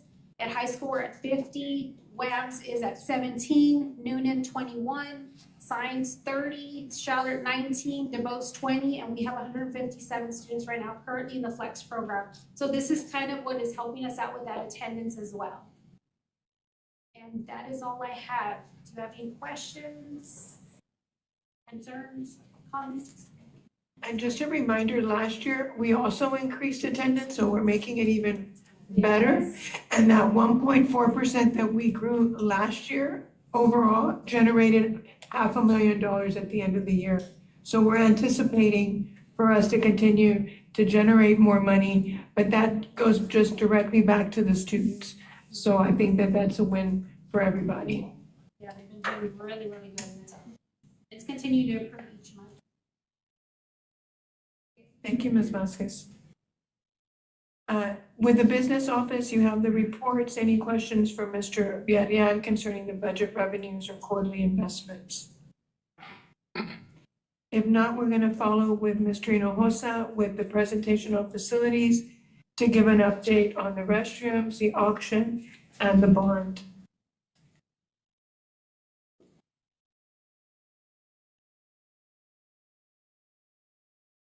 President.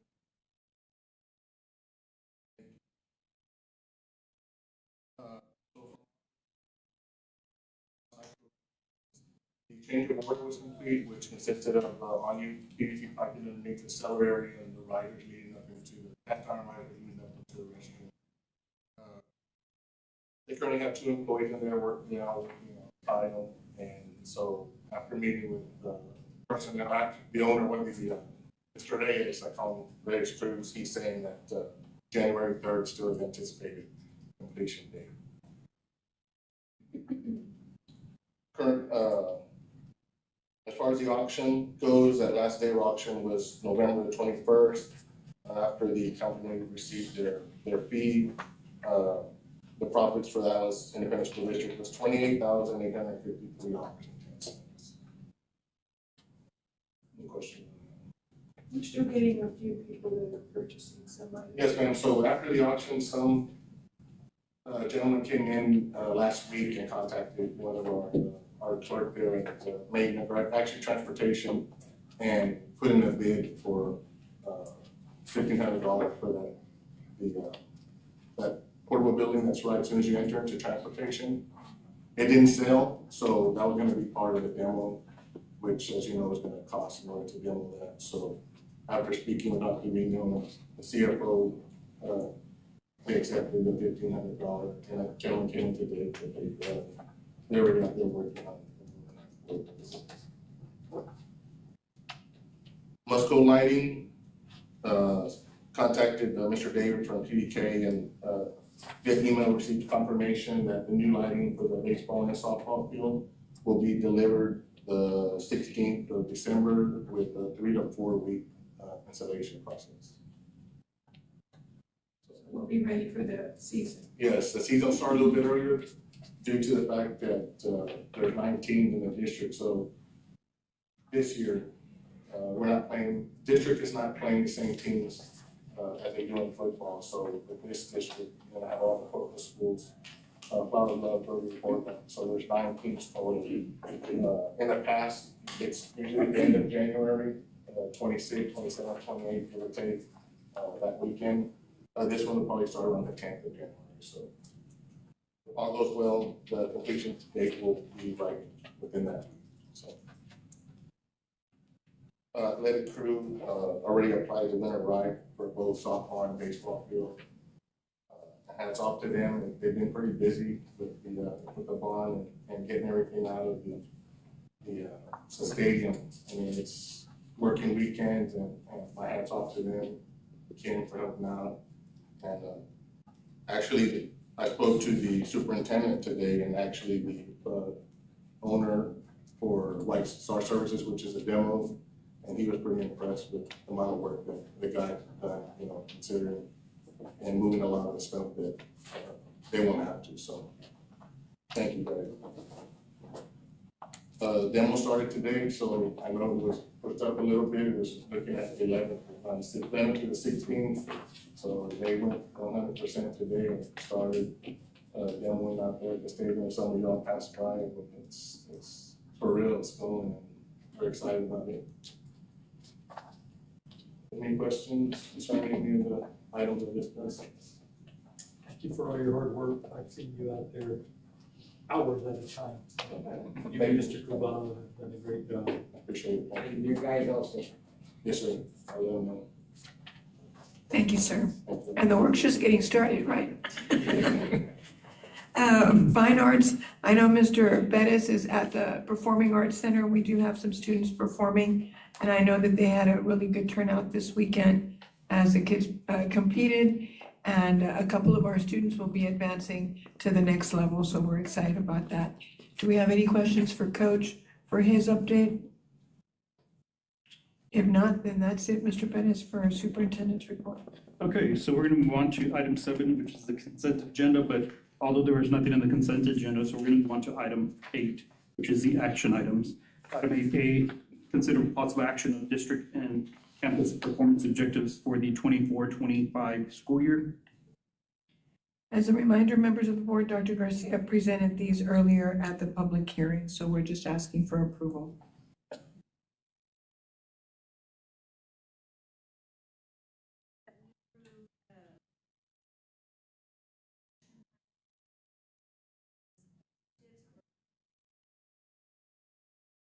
So we have a motion by Ms. Paredes, is there a second?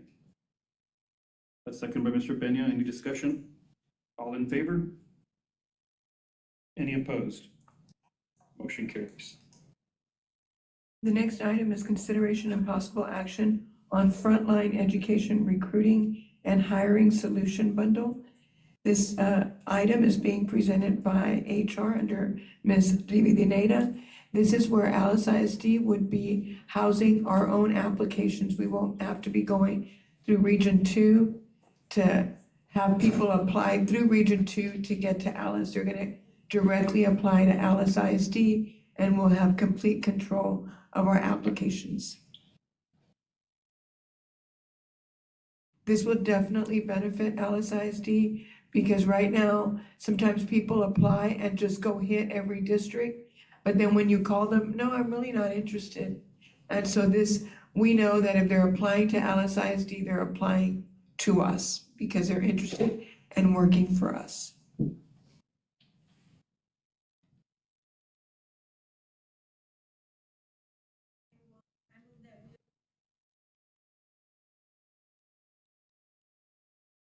We have a motion by Ms. Barrera. Is there a second? Second by Mr. Molina. Any discussion? All in favor? Any opposed? Motion carries. 8C is consideration and possible action on school technology touch 10 biometric readers.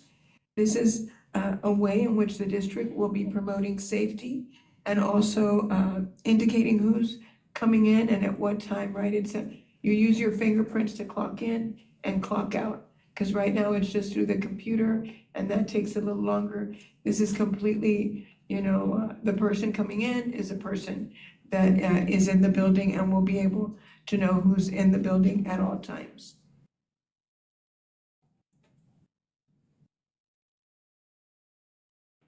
Make a motion to We have a motion by Mr. Peña. Is there a second? We have a second by Mr. Lamont. Any discussion? All in favor? Aye. Any opposed? Motion carries. Item 8D is consideration and possible action, possible addition/deletion of an authorized representative for the Alice Independent School District First Public Lone Star Investment Pool. Anytime that we have a new signer coming in, the board needs to approve. We do have a new CFO, so we need to remove Melissa from signing and have him sign.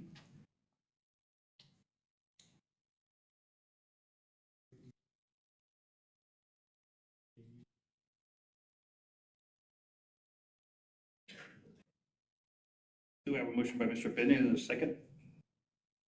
A second by Mr. Ramon. Any discussion? All in favor? Any opposed? Motion carries. The next item is consideration and possible approval for an online auction with CM Auctioneers for the auction of fleet buses, white vehicles, and other unnecessary property. In reviewing our inventory and with the success that we have of people being able to bid online, the maintenance department has evaluated their buses and their vehicles and have evaluated that we can auction a few. And so they're making the recommendation that we go with CM Auctioneers. make a motion to approve.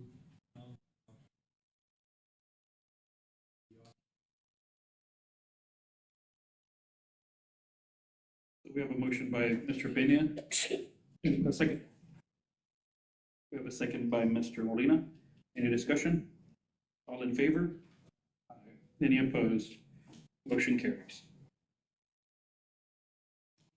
The next item is consideration and approval of the final design development phase for the construction of the new Alice Memorial Stadium funded by the 2024 bond.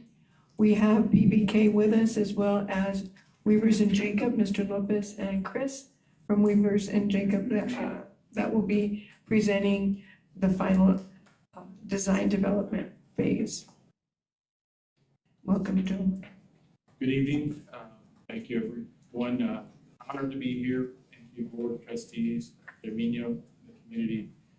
Very excited to show you the accumulation of all the work that quite a number of people have done to this point. of course, it takes a village, a lot of collaboration between a lot of people in the city as well as the district.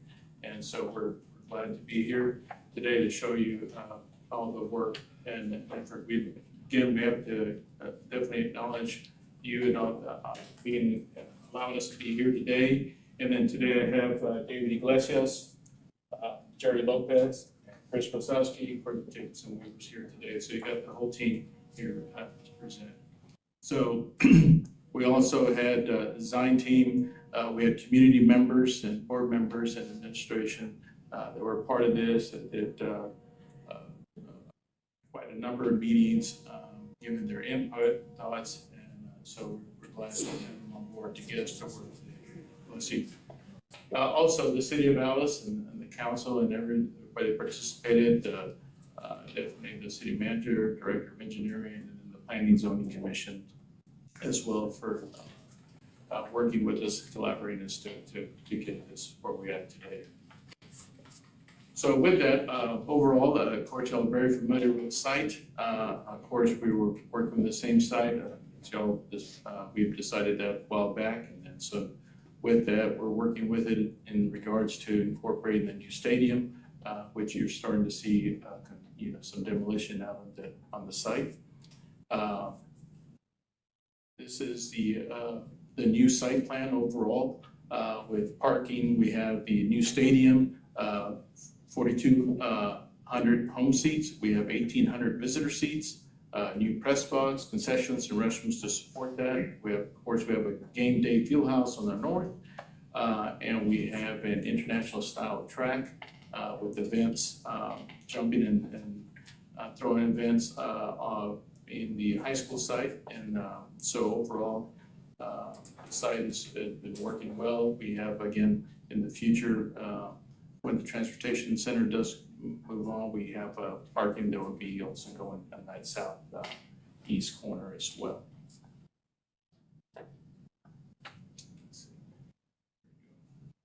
David? Good evening. So on November 20th, we had a meeting here with the administration and city officials to discuss the parking variance and public fixture count reduction variances. And so we had a very productive meeting. And based on the conversations, we had discussions regarding the parking.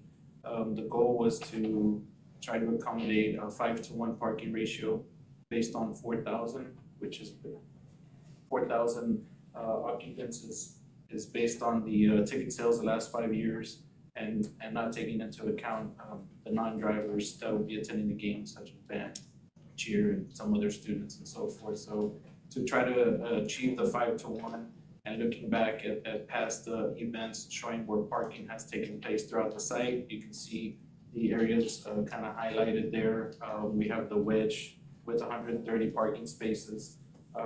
The future, if we were to relocate the transportation, possibly gaining about 190 parking spaces, and then taking advantage of Sutherland's next door with their permission, with parking in the rear, which is about 100 parking spaces, and then 160 up in the front. And so with those areas identified, we're able to achieve the 800 spaces.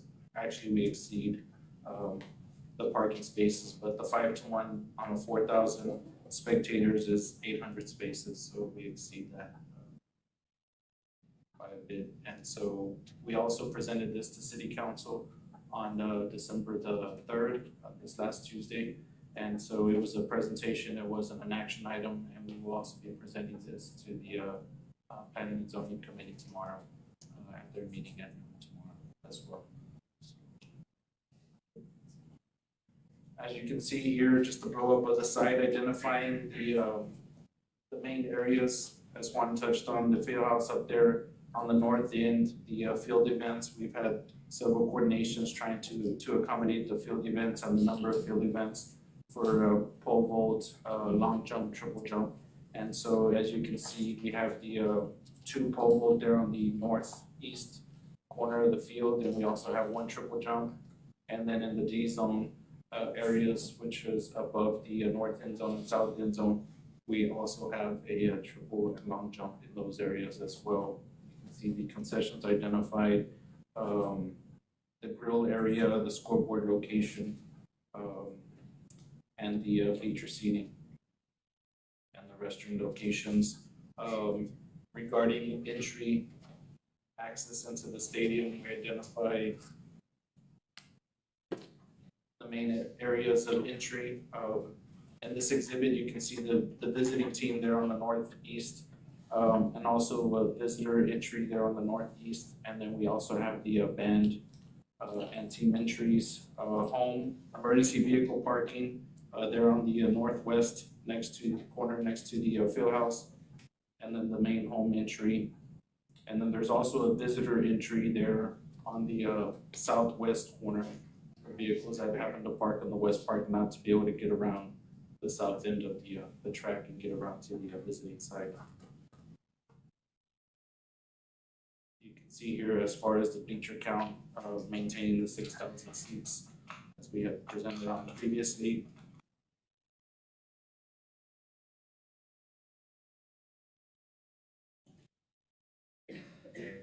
And then this is an exhibit regarding the permanent fixture count. So we've had numerous discussions with the city officials to try to accommodate a variance of a reduction of 30% in the plumbing fixture count and even upwards of 40%.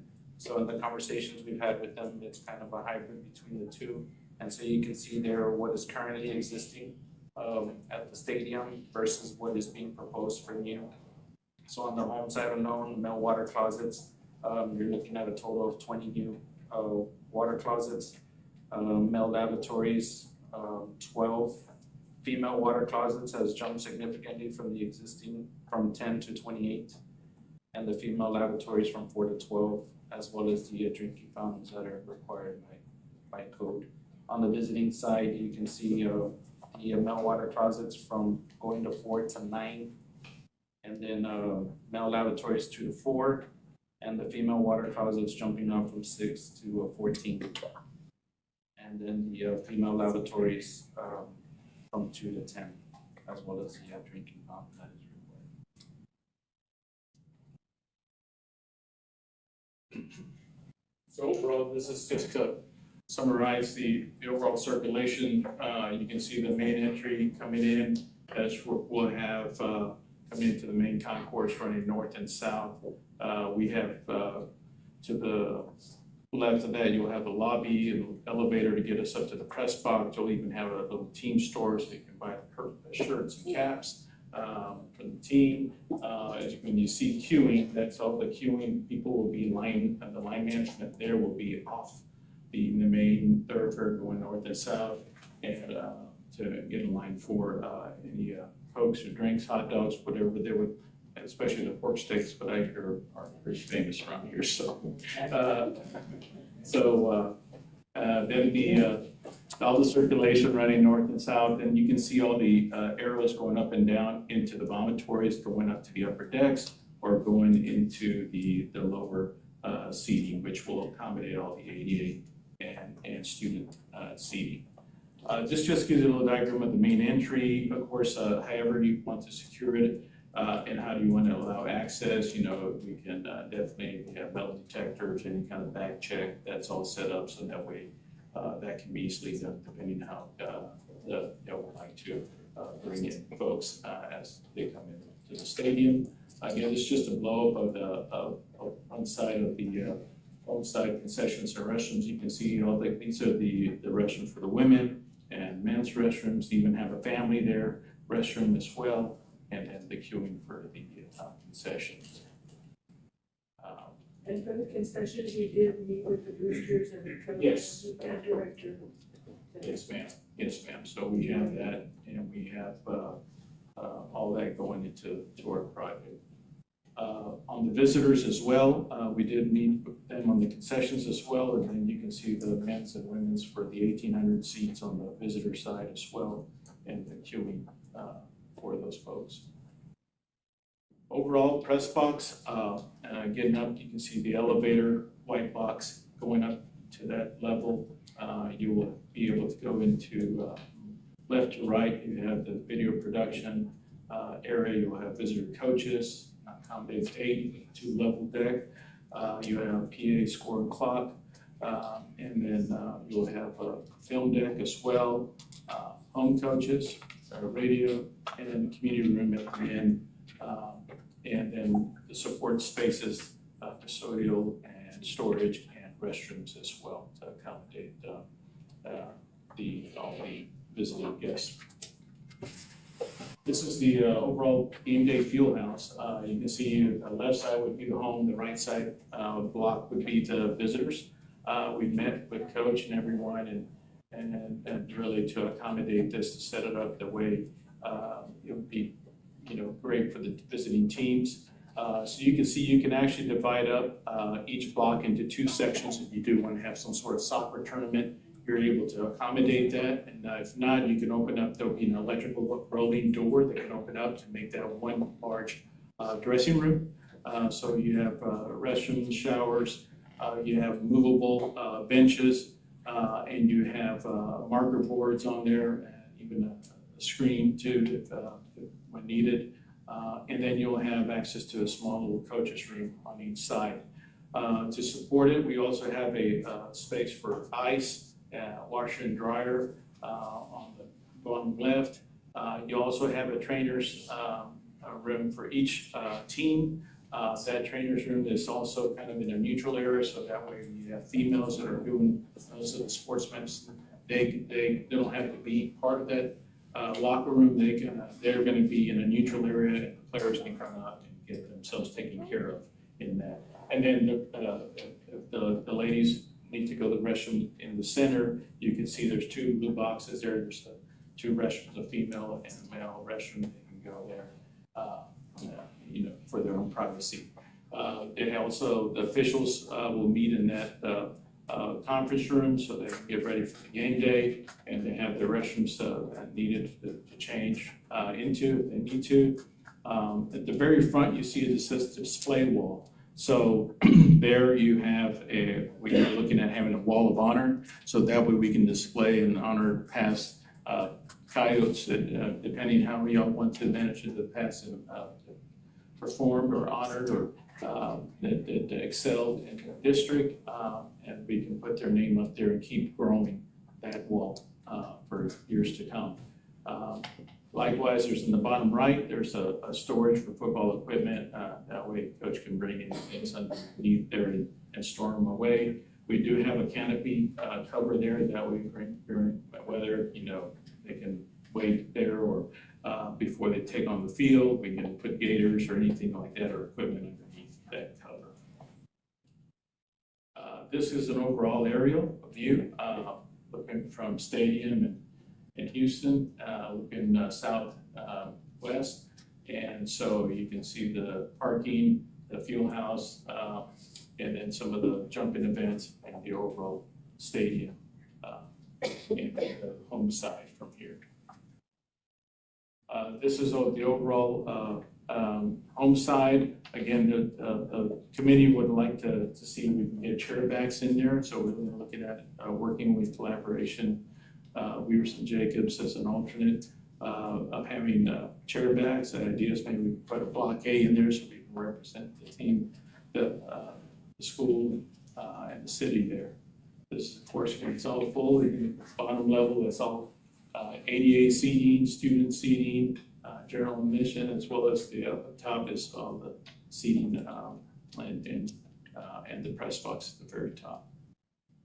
This is the overall view of the new press box home side, looking at the main entry in the center with, of course, the famous coyote logo that were backlit.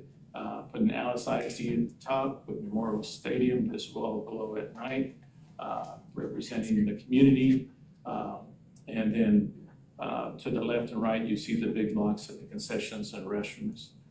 You can see where it says coyotes in the top of the bleachers. A lot of what we were showing here is a lot of the kind of graphic a lot of people add those windscreens to the bleachers. A lot of communities do that at the end districts, and so we wanted to show that how it would look all dressed up. So it's definitely something that we're going to work towards to dress up the stadium. This is a little closer view to the entry, so people will be lining up, coming in, scanning their tickets and coming into the facility. This is underneath the bleachers. As you can see to the left, that's the main entry gates where people will be scanned and coming in. This is underneath, so you can see that there's no water will come down from those bleachers because there's a rain screen that will be in place. So it actually routes all the water or all maybe some sodas or anything down to a gutter and out of the way. So during inclement weather, something does happen, people can go underneath here and under cover. So it'd be great, stay dry. This is just looking towards the vomitories, those stairs going up to the upper deck and to the main concourse as well. This is in the community room up on top of the press box. And this entry, we kind of wanted to dress up this entry because everybody's coming from the high school here. We thought we'd make it a little bit more dressed up for everybody that's coming through and let them know where they're coming into. So, of course, we want to intimidate the opposition as well. So this is the main view of the game day field house. We really wanted to make a statement here that everybody, so they know who they are. Just everywhere I travel, and people ask me where I'm from, and I say Alice, Texas, and everybody says, "Oh, the Coyotes." I mean, every time. I don't know anybody's mascot, but for whatever reason, I say Alice, everybody recognizes the Coyotes. So I have to say that's really great. And so we thought we'd go ahead and put it up there in front, and then also you can see through the glass a coyote. And so there you go. So this right here is the Wall of Honor, something that would glow in the evening. And then you can see all these little orange plates. So those are people that you would like to honor, and you could just keep growing through the years. We also put some recess areas where you can put mannequins with the uniforms for girls soccer, track, football, depending on the seasons. You can change it out. I think it's great. The kids nowadays, they get all excited about the gear, right? They all want to know, what am I wearing, you know? And so we thought that'd be a great way to show it off here at that main entry of the field house. There's just another view here. And then this is inside the game day field house. Again, it's just very portable benches, and very resilient walls, painted, maybe a little logo, a little color in there. Likewise on the visitor side will look very much the same, but without the color and the logos. But they'll have showers and restrooms as well here. This is the conference room that the officials will meet. Plus, during everyday operations, they can be utilized for meetings with the administration and have a great view to the stadium there as well. This is looking at the field house from the field, the track. At the very center, that's the conference room. We put coyotes, we have the doors and overhead doors, access to storage and to those areas there. You see where the kids are going to hit. Yeah. It's there. It's there, yeah. So that's great. And then here's a shot at night of the stadium. And of course, I think it's going to be incredible. The Friday night lights for sure. And so we're excited about the stadium and getting started here. So overall, again, the bond allocated budget construction is $30,917,000. That's the budget that Weavers and Jacobs and PBK are going to be working towards. That's our project here that you're seeing was the target, and so with your approval, that's what we're going to work towards.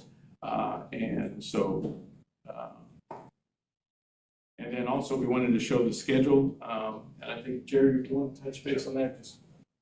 Got some milestones here. So on the 2nd of December, we issued design development drawings to the contractor. They're looking at those and working on their budgets, which was shown on the previous slide. We're here tonight presenting the design development. And then 75% construction documents will be reviewed with campus or the district on January the 21st. That's our target date. And then issuing complete drawings for pricing to the contractor February the 7th.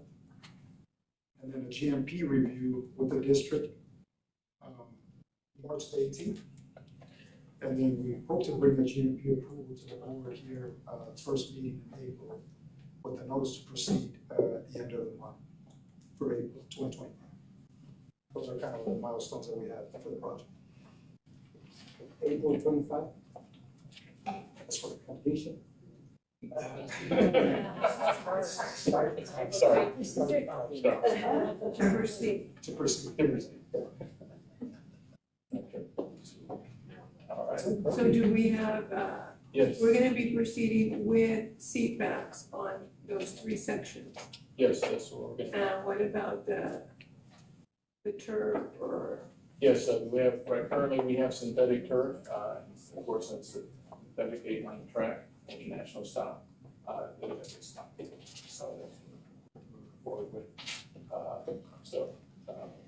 and then also we have another little, show to, little animation to get everybody fired up for the project.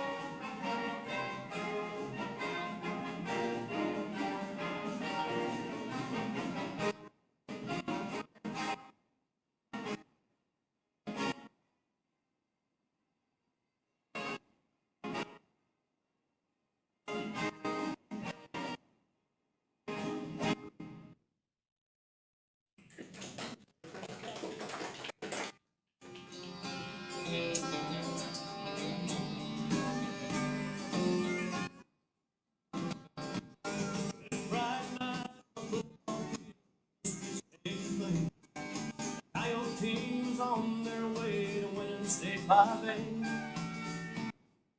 Once again, they'll show their fans what a coyote is made of. Oh, when I lose the orange and white, will always rise above.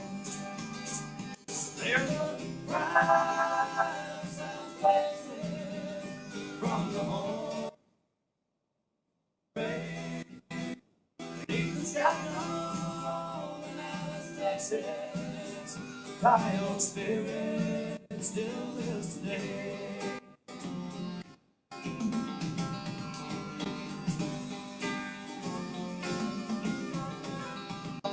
This Friday night on the football field, the history's taking place. Beneath white lights, the glory of teams on the coyotes run. And once again, they'll show their fans what a coyote is made of. Or when I lose the orange and white, I'll always rise above. They're the pride of South Texas, from the home of the brave. Beneath the sky dome in Alice, Texas, coyote spirit still lives today. They're the pride of South Texas, from the home of the brave. Beneath the sky dome in Alice, Texas, coyote spirit still lives today. They're the pride of South Texas, from the home.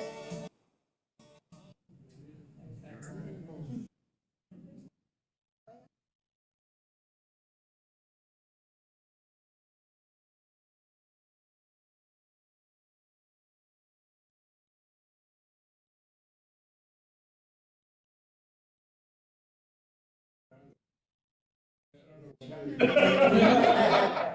were so excited about that part. It's like, yeah, the crowd gonna come out. Yeah, we actually recorded the crowd.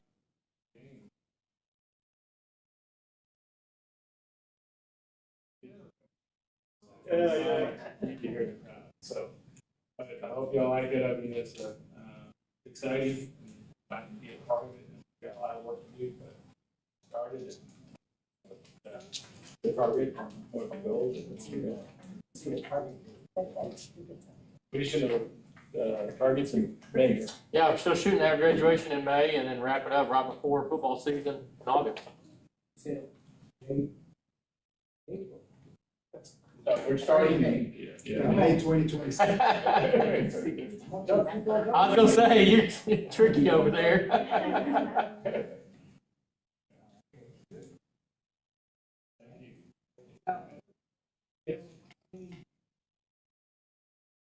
I think there's 1,200 right now. How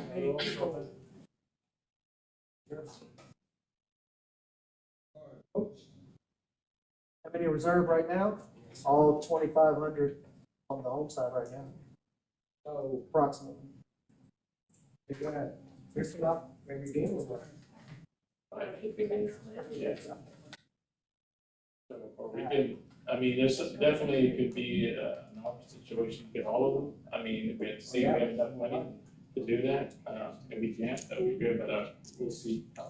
We can work into finding some out there. Can we use some of that money instead of that, like to move the restaurant? Yeah, there's options. Right now, we're just paying people as well. Yeah. And of course, don't forget that ADA at the bottom, Yes. they wouldn't be wanting to see what the back end is. But yes, if there's money left over, we can definitely entertain. People are gonna get, now they're gonna get upset. Why is he giving me a back seat, and I'm not, I'm paying the same amount of money, I'm a reserve. No, I mean, I know when the committee met, they did discuss that if they did have a backing, that we would charge a little more. I'm just saying, because, people were paying a little bit more than further out also, but. Yeah, I think having a variety of price points would be good. I mean, at least the way it is now. So if somebody doesn't want to pay the premium tickets, they can pay, still have a reserved seat, but they don't have to have chair back. So giving some people some options, otherwise, you have pretty much a premium. Yeah. Okay. Say like, if one of us, if somebody has a reserved seat premium, and they're at the 40 level, and somebody else has a 20, 25, and they want the premium, and this, how do they do it? Coach. They have to move. Huh? They have to move. They don't want back on the 2 sections. Oh, yeah, but you really have to do it all. Yeah, 3 sections. Yeah. How do you put it out in the public? Because people are gonna get, and they're gonna come all to you. you already know. To us. I'll refer to you, right? That's fine. Yeah. Coach, you too. Just have a quick question. Yes, ma'am. So I was impressed by the design, and I noticed that there was some nice unique features that y'all have put in. So if you could just maybe name a couple out for the community to show what different and new that we have that other stadiums won't be having.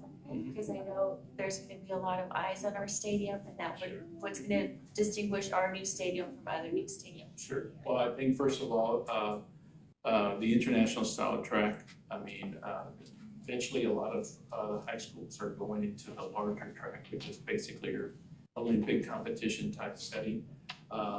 So that it's not that it will work for me, but it's supposedly a faster track course, right? Because it has a wider turn.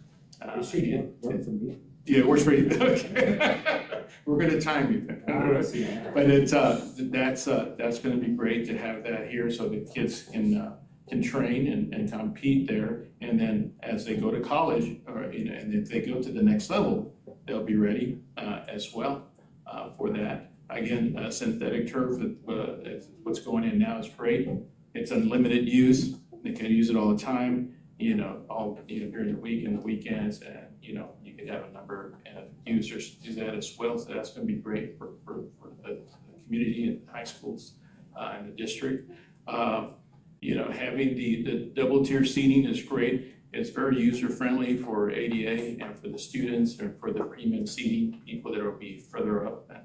So you get that separation instead of just having a single rake, which we actually have on the opposite side of the visitors side, but we have that nicer seating arrangement on the home. And then we have the grill areas, which is nice. You have that, and I even been seeing that on YouTube. So like I said, those pork steaks are pretty famous. So we need to come for that for sure. And the press box is going to be great. I think it's going to be such a great setup, and it's going to be able to accommodate all those folks during game operations. And so it's going to be a comfortable space for the end users and guests up there as well. And have great vantage points as well. And we have a number of things that we put in there all the time, like we bring in crowd noise into it so you can adjust the volumes. Definitely have great sight lines as well. So there's a lot of little subtle things that go into the press box that we do from our experience that we do for this. You'll definitely have LED lighting, and then, and we have distributed sound too that we're going to do. So the sound is just not one speaker. You're going to have sounds, you can have speakers throughout the perimeter to be able to have sound focus and minimize any kind of noise pollution out to the community, as well as the lighting too. The lighting will be more focused now, and doesn't have, so you don't have a bunch of light pollution as well. So all the technology now that's being utilized to better have a better experience, as well as being a better neighbor as well. Let's see, I think the game day field house too is going to be very flexible, and it allows you to do multiple things, multiple events and meets for soccer, track, as well as football. And I don't know if there's anything else. Huh? Yeah, the concessions too, and the equipment that are going in there, and they're all strategically located as well. And it'll be all fenced and gated, and so that way you can control and monitor what's coming in and coming out as well. So I think overall, just. And we're still trying to save the tree, right? Oh yes, the tree's actually in there. I don't know if you noticed, but to the right of the field house, we actually didn't put a couple of parking spaces in that area. We actually worked around it. We have it located on our site. Yeah, and we're actually trying to save all those trees that we currently have along Houston Stadium. So we're trying to, I think we had to look at one or two of them, but we're trying to keep them. Yes, sir, yeah, we're trying to save them, so, yeah. Yeah. So we have a lot of parking that for visiting guests that may, say that they're bored or they're and have that close by to them, as well as I guess on the road side as well. Hey, after you get the keys, you can do whatever. Yeah, no, it's so we're excited about this. A lot of nice things are going in this, and again, underneath the bleachers, it's going to be very quiet and open. The line management that's in there is set up very nice. Some of the committee members and Dr. Trevino and administration went to go visit another stadium that's very similar, and they actually told Dr. they really like the way the line management is to keep that north and south circulation nice and clean and open, to be able to monitor and make sure everything's, everybody's okay. And so a lot of those things are incorporated into this. Have a number of points of sale too. We should have more than enough based on our ratios, and then just being able to have great lighting underneath the bleachers too, so nice and bright, and be able to circulate as well. So there's quite a number of things, little subtle things that are going to make a big difference. I think also we need to put that video out to the public. Oh, yeah. We just made it. That also gives them like a personal, feeling of what it's actually gonna be like, because you're kind of traveling through the whole thing. Yeah. Put that on our Facebook. Yeah, for sure.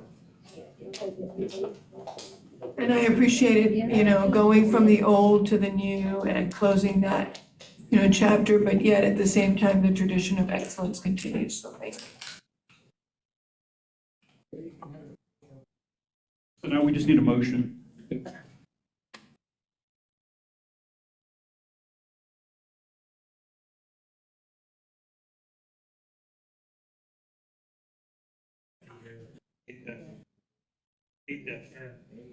Consideration of moving. The final design.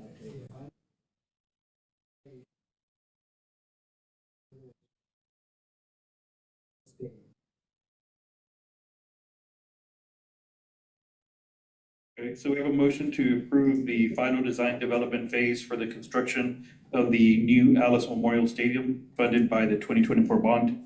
Is there a second? We have a second by a motion by Mr. Ramon and a second by Mr. Pena, right? Okay, any discussion? All in favor? Aye. Any opposed? Motion carries. Just a question, we're gonna keep the name.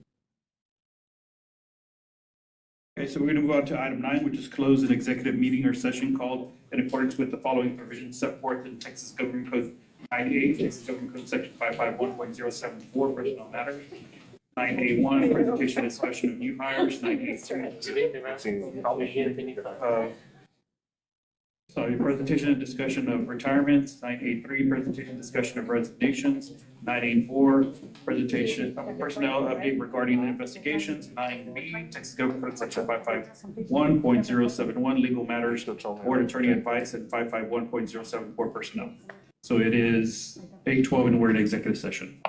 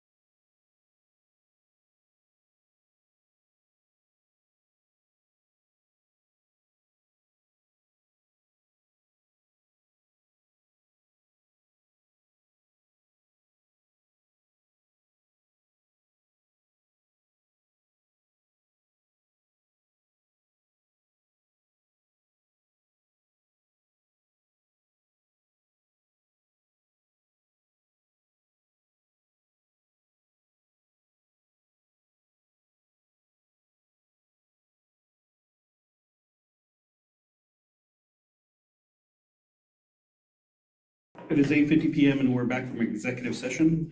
In executive session, there'll be no action since it was only informational items. We're going to go on to item number 11 or 12, yeah, because there's no action items at all. Okay, so we're going to go on to item 12, which is adjourned, and it is 8:51 PM and this meeting is adjourned. Thought there was gonna be something else.